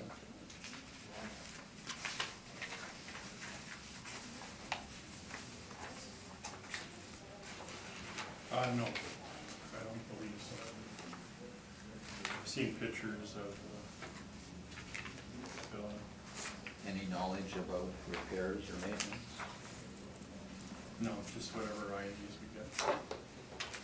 Thank you. No further questions. Okay, Cynthia? The cap, so is, for a building of this age, is that the model cap rate, is that, you don't, that hasn't been adjusted at all? See, we don't change the cap rates. Okay, so this is the models for a So- building of this age, this location, this size, it's coming out at 6.6. Right. Okay. What we do is somebody tried to stop some of the bleeding by using a lower than actual Yes. NOI. And we're. And a higher expense region. Right. Okay, that's all I had, thanks. Okay, you can proceed with your presentation then. Thank you. I don't know what happened here. Oh, I'm not seeing the value. No, I do not see it either.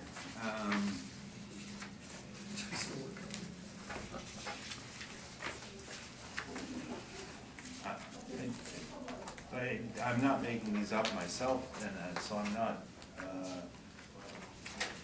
we've had a very hectic year with all sorts of off-ice activities, and I haven't had the time to deal with it.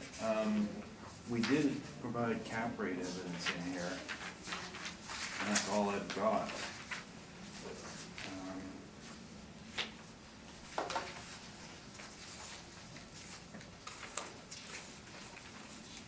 Okay, the building is beyond repair. It has a foundation problem caused by the instability in the soil that extends from the corner down through this site and 3 adjacent single-family homes. The single-family homes are also owned by the same person who owns this block. And so they're quite familiar with the shifting that's going on. And the variance in the shifting is up to 12 inches on the basement suites, and that would be the one in the corner. So we have a number of pictures from the outside showing where the shifting has occurred, and it's on page 2, it's the left side building that has most of it. Page 5, top of page 5 shows a corner of the building where the corners stayed up, obviously pinned better, and then the bottom, but the rest of it fell in. What they had done in the basement units, and this is the reason for the inconsistent income, is they, from time to time, take the floor and level it. And the way of leveling the floor is just to build a false floor and to make it level and deal with it. So the last year's income was substantially higher, and so therefore, and the expenses were lower, but historically, the NOI has been in the $50,000 to $60,000 range, which has been based on lost rental and ongoing repairs.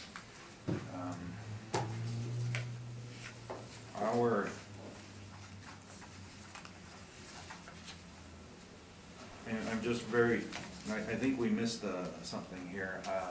I think our concern on this is that we wanted a land value on it. And it's still generating income, but it's declining income. A cap rate is based on some assumptions, and they are that you have a remaining economic life in the building of 35 years plus, and that's how you get a cap rate. The mathematical calculation on a cap is you basically run that income for 35 years and have a hypothetical sale at the end, take the number at the end and you can calculate your rate of return over it. And in the 35-year period, you can put on moderate increases in your income, and that's the mathematical formula. And everyone has a very glib way of stating it, and they think that it's just a number you can pluck out of the sky, but that's where it comes from when we calculate the actual mathematics of it.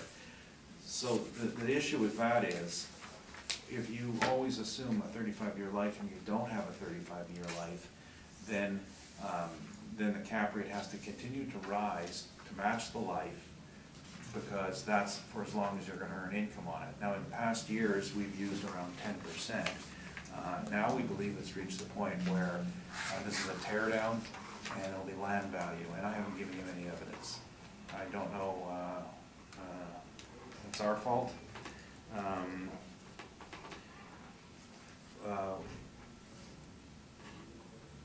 On this, the only thing I can suggest is that we use the assessor's NOI and capped it at 10%, which I don't have any comparables to give you, because properties like this don't get sold, they get bulldozed.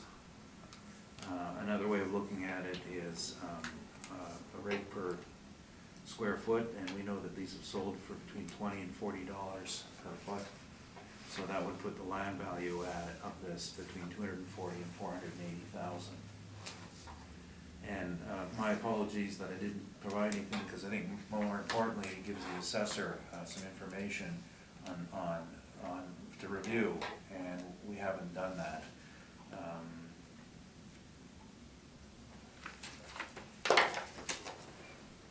I'm sorry.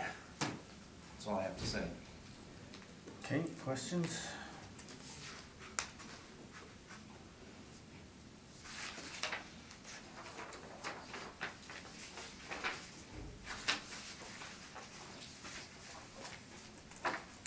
So the NOI on the 2017 return is $111,893,000. That's correct. Okay, no further questions. Okay, Ed, questions? The other three houses that the owner owns adjacent to this building, is that part of the, would that be part of the demolition, or are you just talking about? Yes, that would be the concept, the hope that they would demolish all and have a good project site. And I think those are, you can actually look at that and figure it out. We've got 12,000 here, so those would be 4,000 foot lots. So they've got 24,000 square feet. You can see them all in the picture, they're all the same colored wood. They also own the building on the other side of the back lane. So this could be a fairly substantial redevelopment? Yes, that is correct.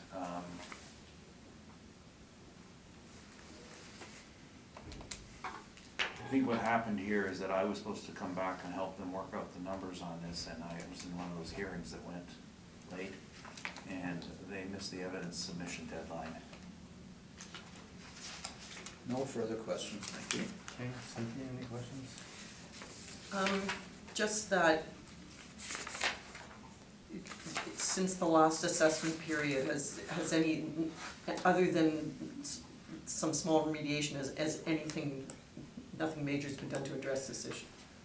No, they're spending less money because they're pretty much giving up on a repair to maintain it. You can see in the expenses, and I'd had this from a previous submission as to how much they've spent in repair and maintenance, and it's declined substantially in this period from what they had. So they're just letting it die a natural death. Okay, that's all I have, thanks. I have no. Just to redirect on that. Sure. The repair and maintenance is almost $2,000 a year. Is that spending no money? Well, why'd you ask that question? $1,936 a unit repair and maintenance.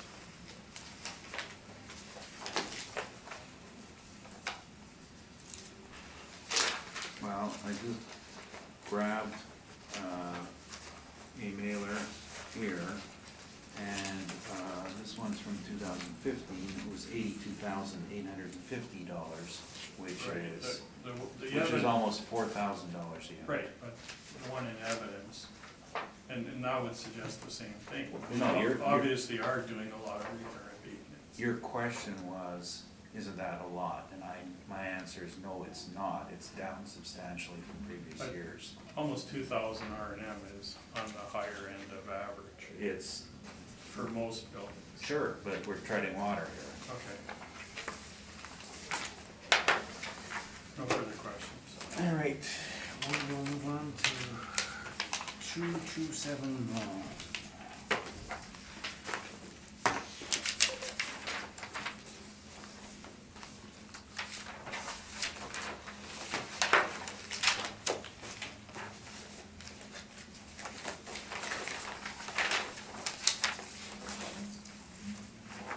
Uh, 227 Vaughan is file number 19-4577, bill number 120-936-94000. We have here a three-story building built in 1937. There's 37 suites. There's no recent sales of record. Got 29 bachelors, 8 one-bedrooms. Our overall income per unit is $554. Which is close to the lowest the model can generate. Well, that I'm familiar with.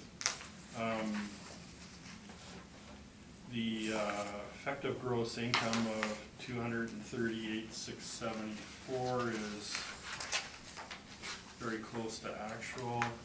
At 55.7% expense ratio, 6.6 cap again, and I would ask that you maintain the assessment of $1,601,000, which is just over $43,000 a year.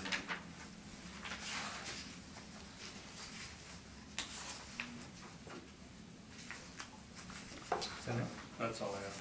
Questions? Yes, is this model, all of it? Yeah, it would appear so. It's very close to actual, looks like. The cap rate that you have here of 6.6%, I note that that falls outside your percentiles by some fair degree. What would be the reason for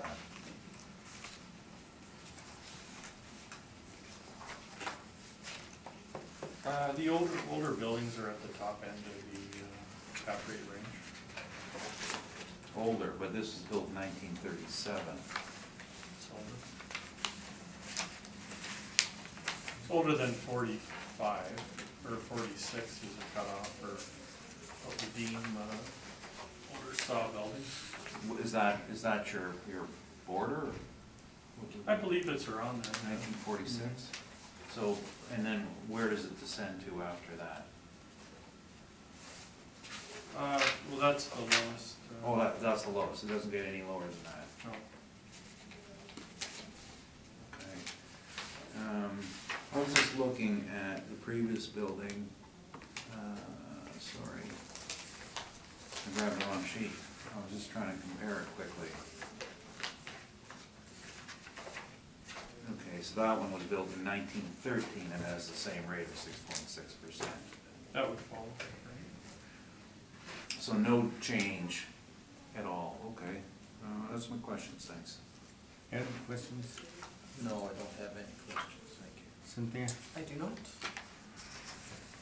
Okay, I'm just looking at the statement here.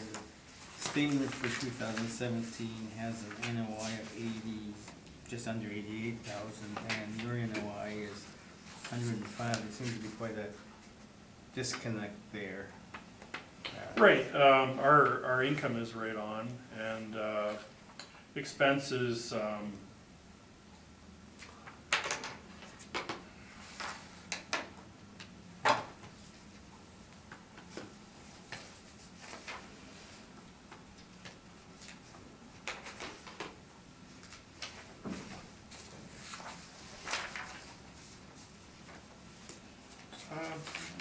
some of the expenses could be deemed a little high.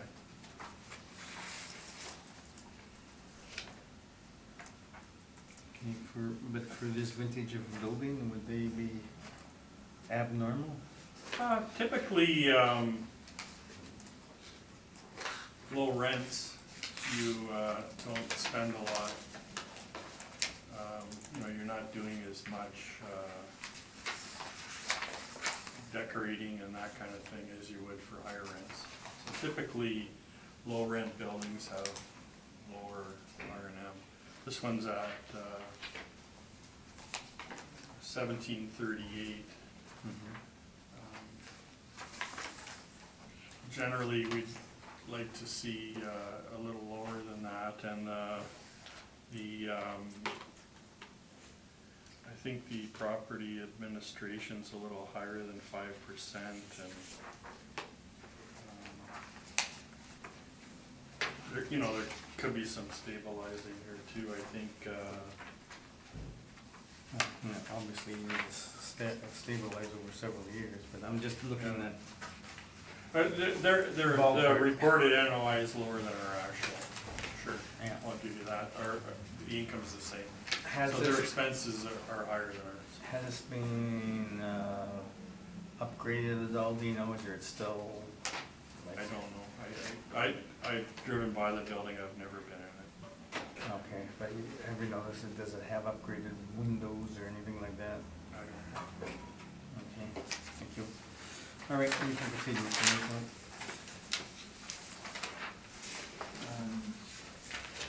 So this is on the north side of Portage Avenue, wait.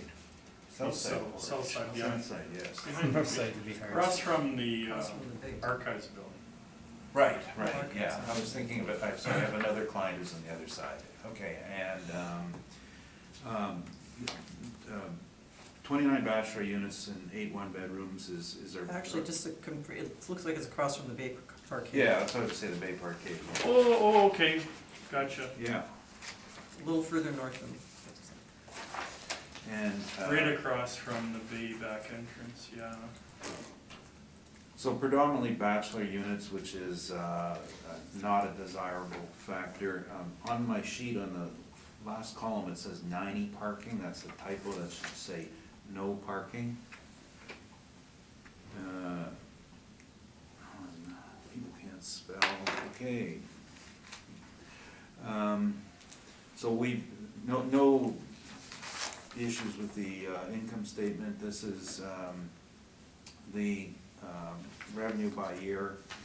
It went up slightly in 2017. Of note is that there was virtually no change between 15 and 16, which tells you something about the market potential for growth in that neighborhood. There's been no renovations done on this property, so that's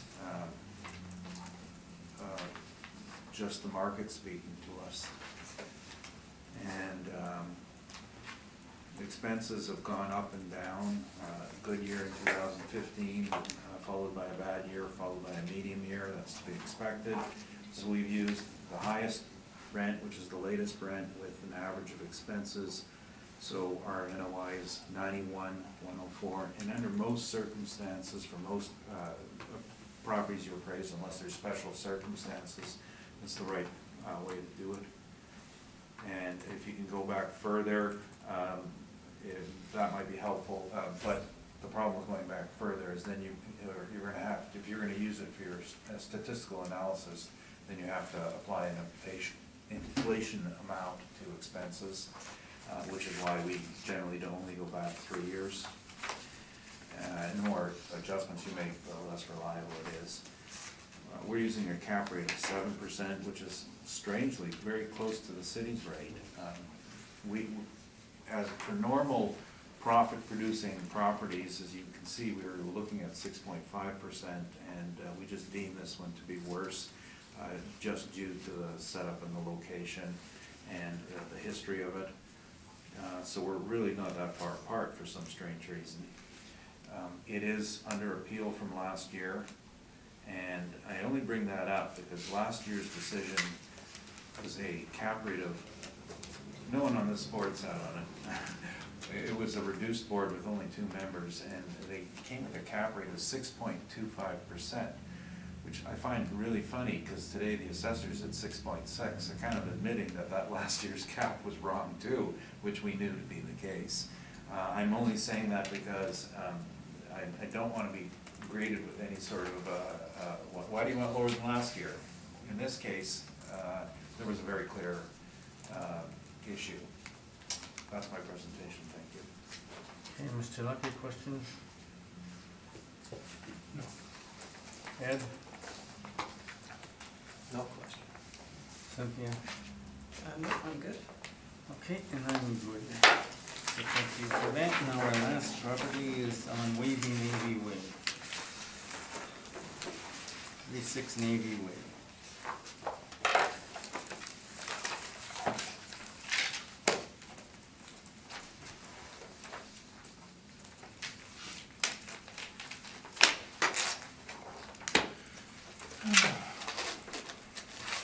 Navy Way, file number 19-4603, roll number 120925-15200.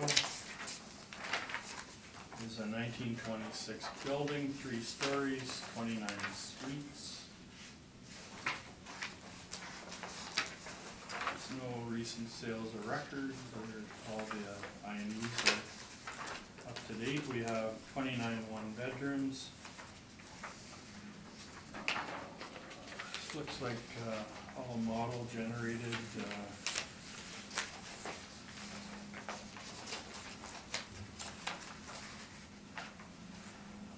Again,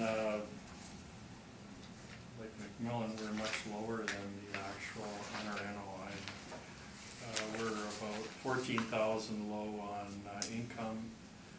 Our NOI is 98,300. The actual on the return is 127,823. And we know that the 6.6 cap rate is good, so I would ask that you maintain the assessment. And on a side note, it was my dad that changed the name of the street. Because he was the staff officer at Chippewa. Oh, yeah. Interesting. I remember him doing the petition.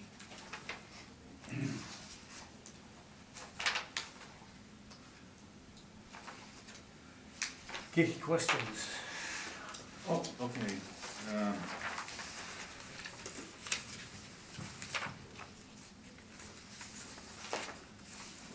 Was this model page 3?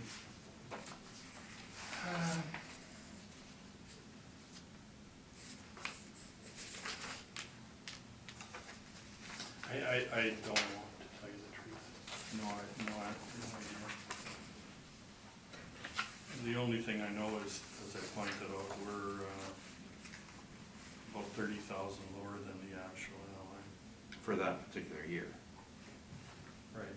And what about previous years? Well, the previous years, it looks like in your report, they were doing a lot of upgrading.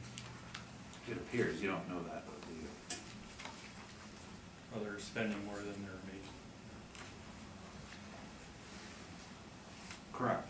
But you know what, but your assumption on why they were spending? Are you, I don't have an assumption. okay. And how about the year prior to that? Well, the only evidence in here is the INE from 17, and a revenue number and an expense number for But 16 and 15. They've been compliant every year, right? Right. And you have all of their statements, don't you? Right, typically we put the most recent year in our briefs. But We could do.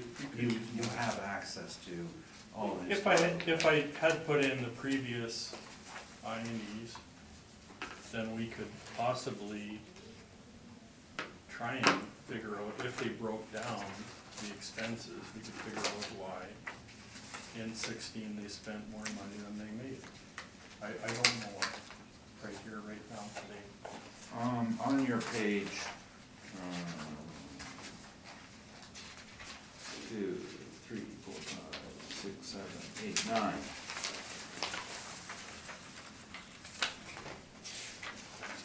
Which is this, which is page you're referring Sorry, this one? to? Okay.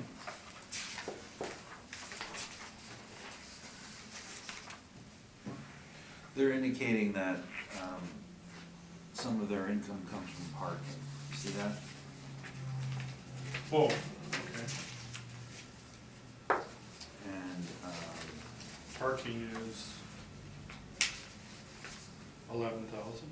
right.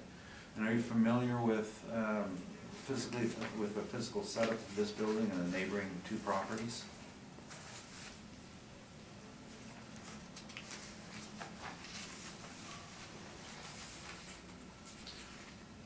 Somewhat.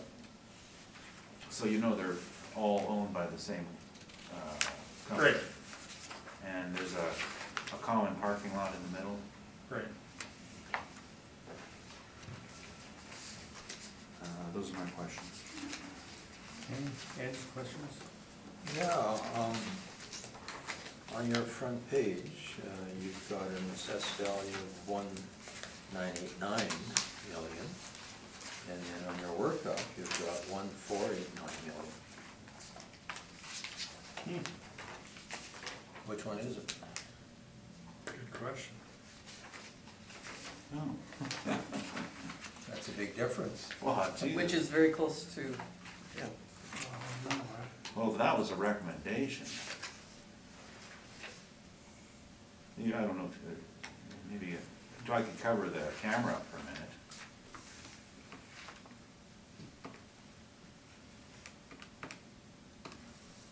Numbers work out. What?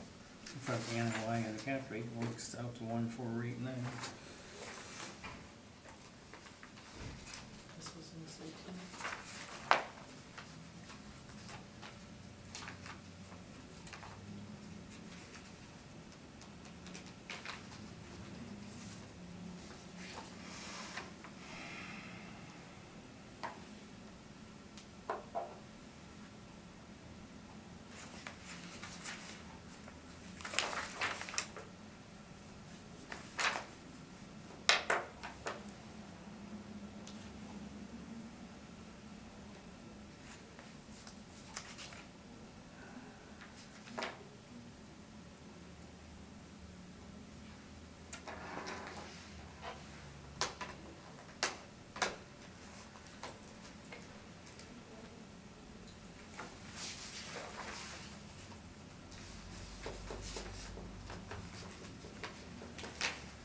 Never seen that before. So which number are you defending? Well, the assessment is 1,989,000.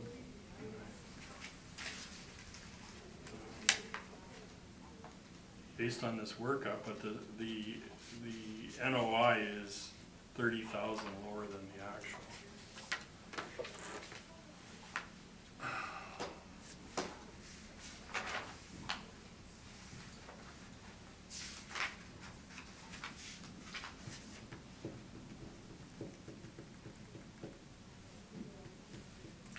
Why don't you take the NOI and divide it by your first number and see what that is? Someone changed the cap rate from 5% to 6.6.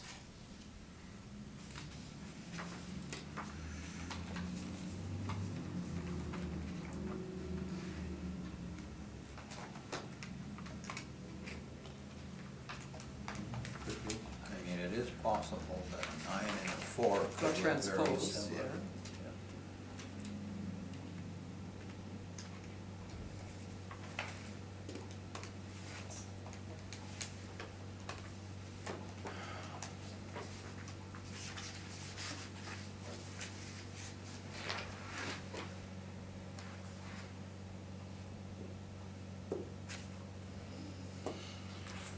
Oh, just give me a minute here. Or a few more minutes. Thank you.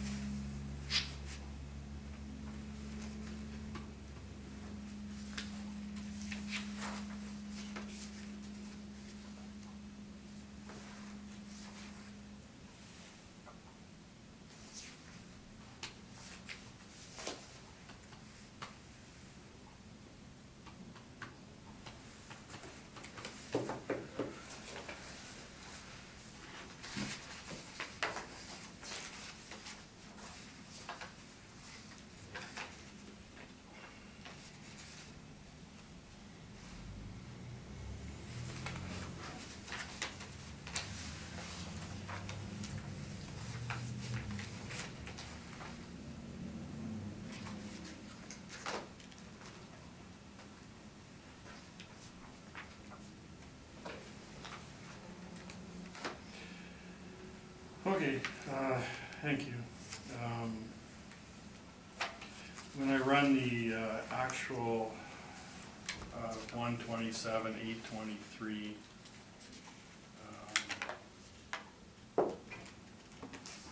and divide that by 6.6 cap, it comes to a value of 1,937,000. That would be my recommendation.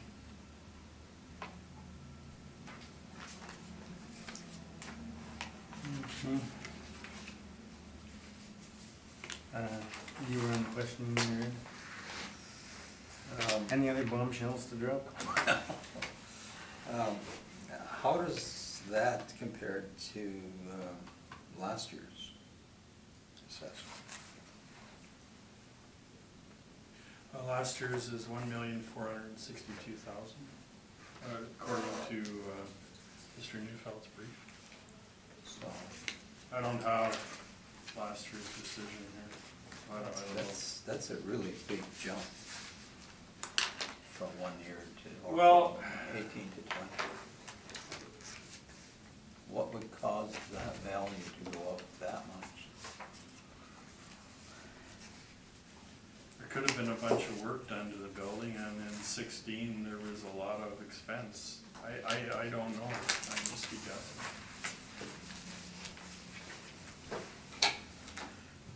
So you're sticking with the high number? Well, 6.6 cap is what we use, and the actual is 127,823. And if I divide the actual by the 6.6 cap, I get a value of 1,937,000, which is lower than our actual assessment of 1,989,000. That would seem reasonable. Well, I thought your NOI was 98,300. Right, but that's 30,000 lower than the actual. It's not right. I don't know what the rationale for, I don't know if this property was checked by somebody. I don't know if they made any changes, but the correct NOI is 127,823, and I've applied the cap rate of 6.6 to it, and the number would be a reduction from 1,989,000 to 1,937,000, and whatever the assessment was before, it doesn't really matter, because there was a lot of, the previous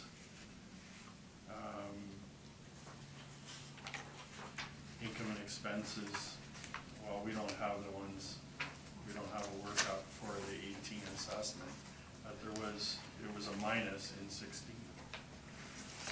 Okay, thank you. Cynthia? Well,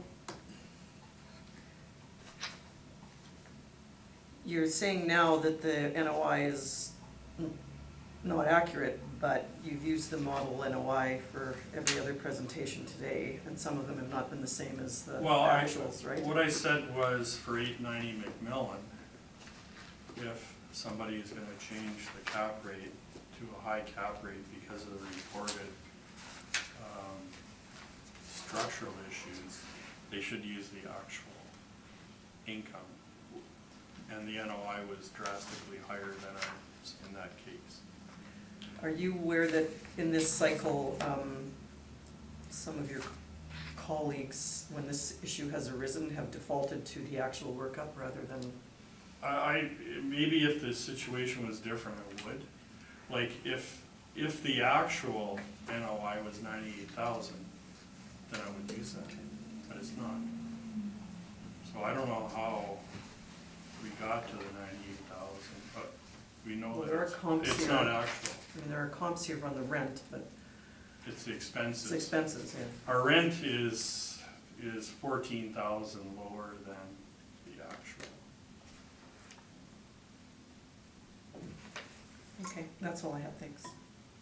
If we're looking at things site specifically, then that's what we should do. Whether it favors us or not. Had to look to see if there was Henry DuPont sitting over there. Okay, I just have some follow-up questions. Is your job to defend the model or to try to come up with a creative way of covering up a mistake in your presentation? we're not gonna go with that question. Okay, let me try, I'm trying to rephrase that. Is your job to defend the model? My job is to correct the assessments where necessary. And, I mean, first, before we even get to that, the job is to make sure the assessments are as accurate as possible. And because we look at thousands of them, some of them are gonna be wrong. We looked at this one site specifically, and whether we agree or not on the 6.6 cap rate, which we don't, we can both agree that the NOI on this statement is 127,823. I'm not making up anything. Oh, sorry, you can't talk for me, because I'm not agreeing to that. But go ahead. Okay.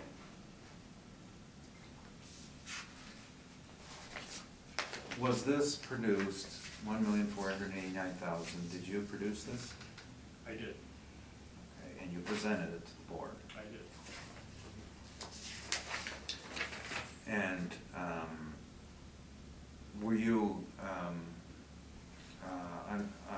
do you have the authority to defer to the actual income, whether it's higher or lower than what your model generates? Absolutely. I'm expecting some of these to be changed. No, that's not, do you have the authority? Because we went through several others where your actual NOI was lower than your model.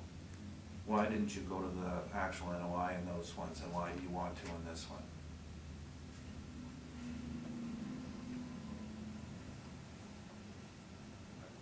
Just stating the facts. Why I'm not defending or We're justifying. spinning our wheels on these All right. questions, so let's go with your presentation. Thank you. On page 1 are the last 3 years of expenses and income and expenses, and the property has had an up and down history, going back other years which have been presented to the board, and the assessor does have. The same cycle has been shown. I have an older one here where the revenue was 206, expenses 93. Next year, revenue dropped to 202, expenses rose to 171. This is just the nature of this building. Now, we had a high expense year in 2016 and a lower expense on the other years.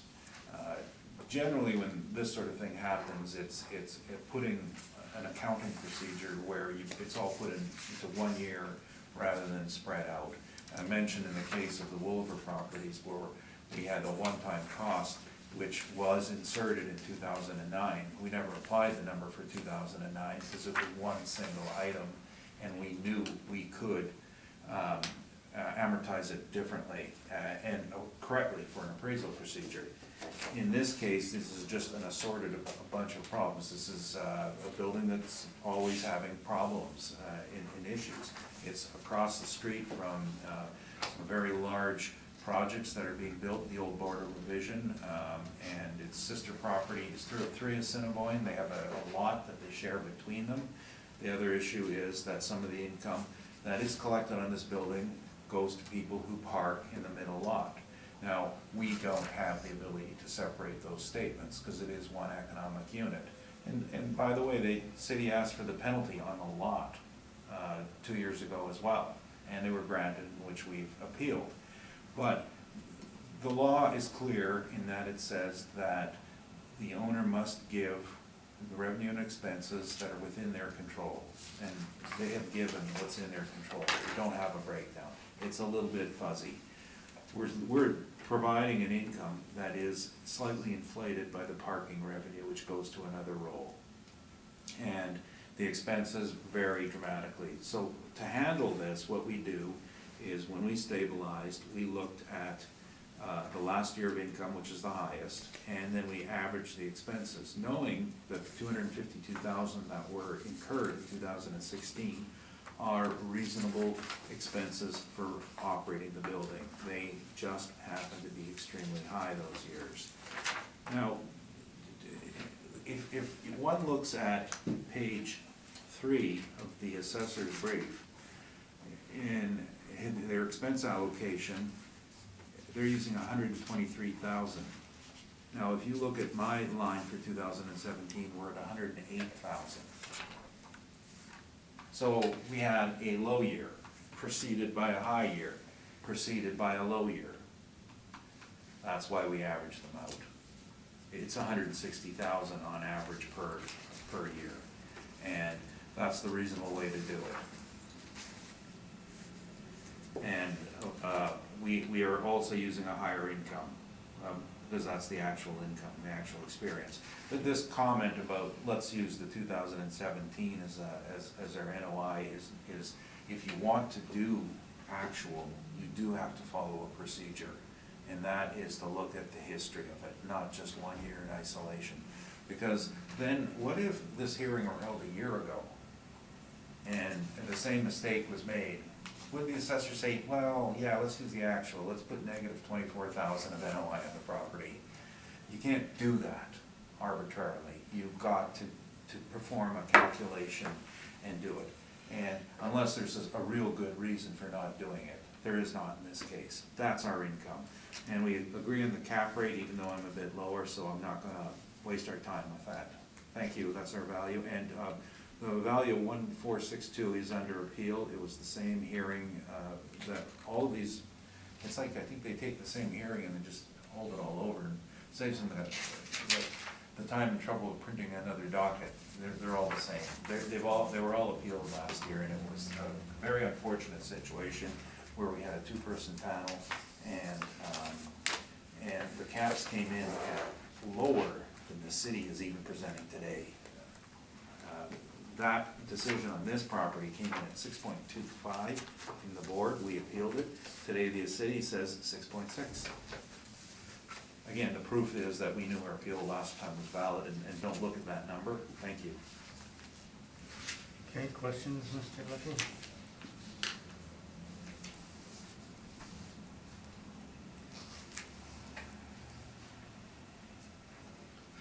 No. Ed?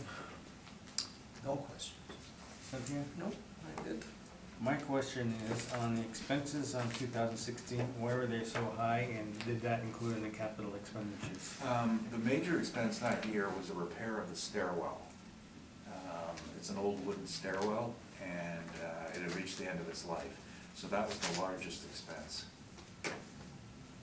I don't know where one would put that. It's certainly not an improvement to the amenities. It's like if you have a boiler blow on you 1 year. The thought could be is that expense could have been potentially amortized over the other years. We've only amortized it over a 3-year spread by just dividing it by 3. So the other thought would be if we went back and took 3 more years of expenses, adjusted them for inflation, and then averaged it out over them to see what the number would be. And I have all those numbers, but that's, Okay, I can tell you what the number is very, very quickly, because I have just, it's a simple number, it's $145,000 rather than 160 if one amortized it over 6 years instead of 3, which changes the NOI to about 90,000. yep, all right, thank you. That concludes today's hearing, so thank you very much for your presentations. Thank you.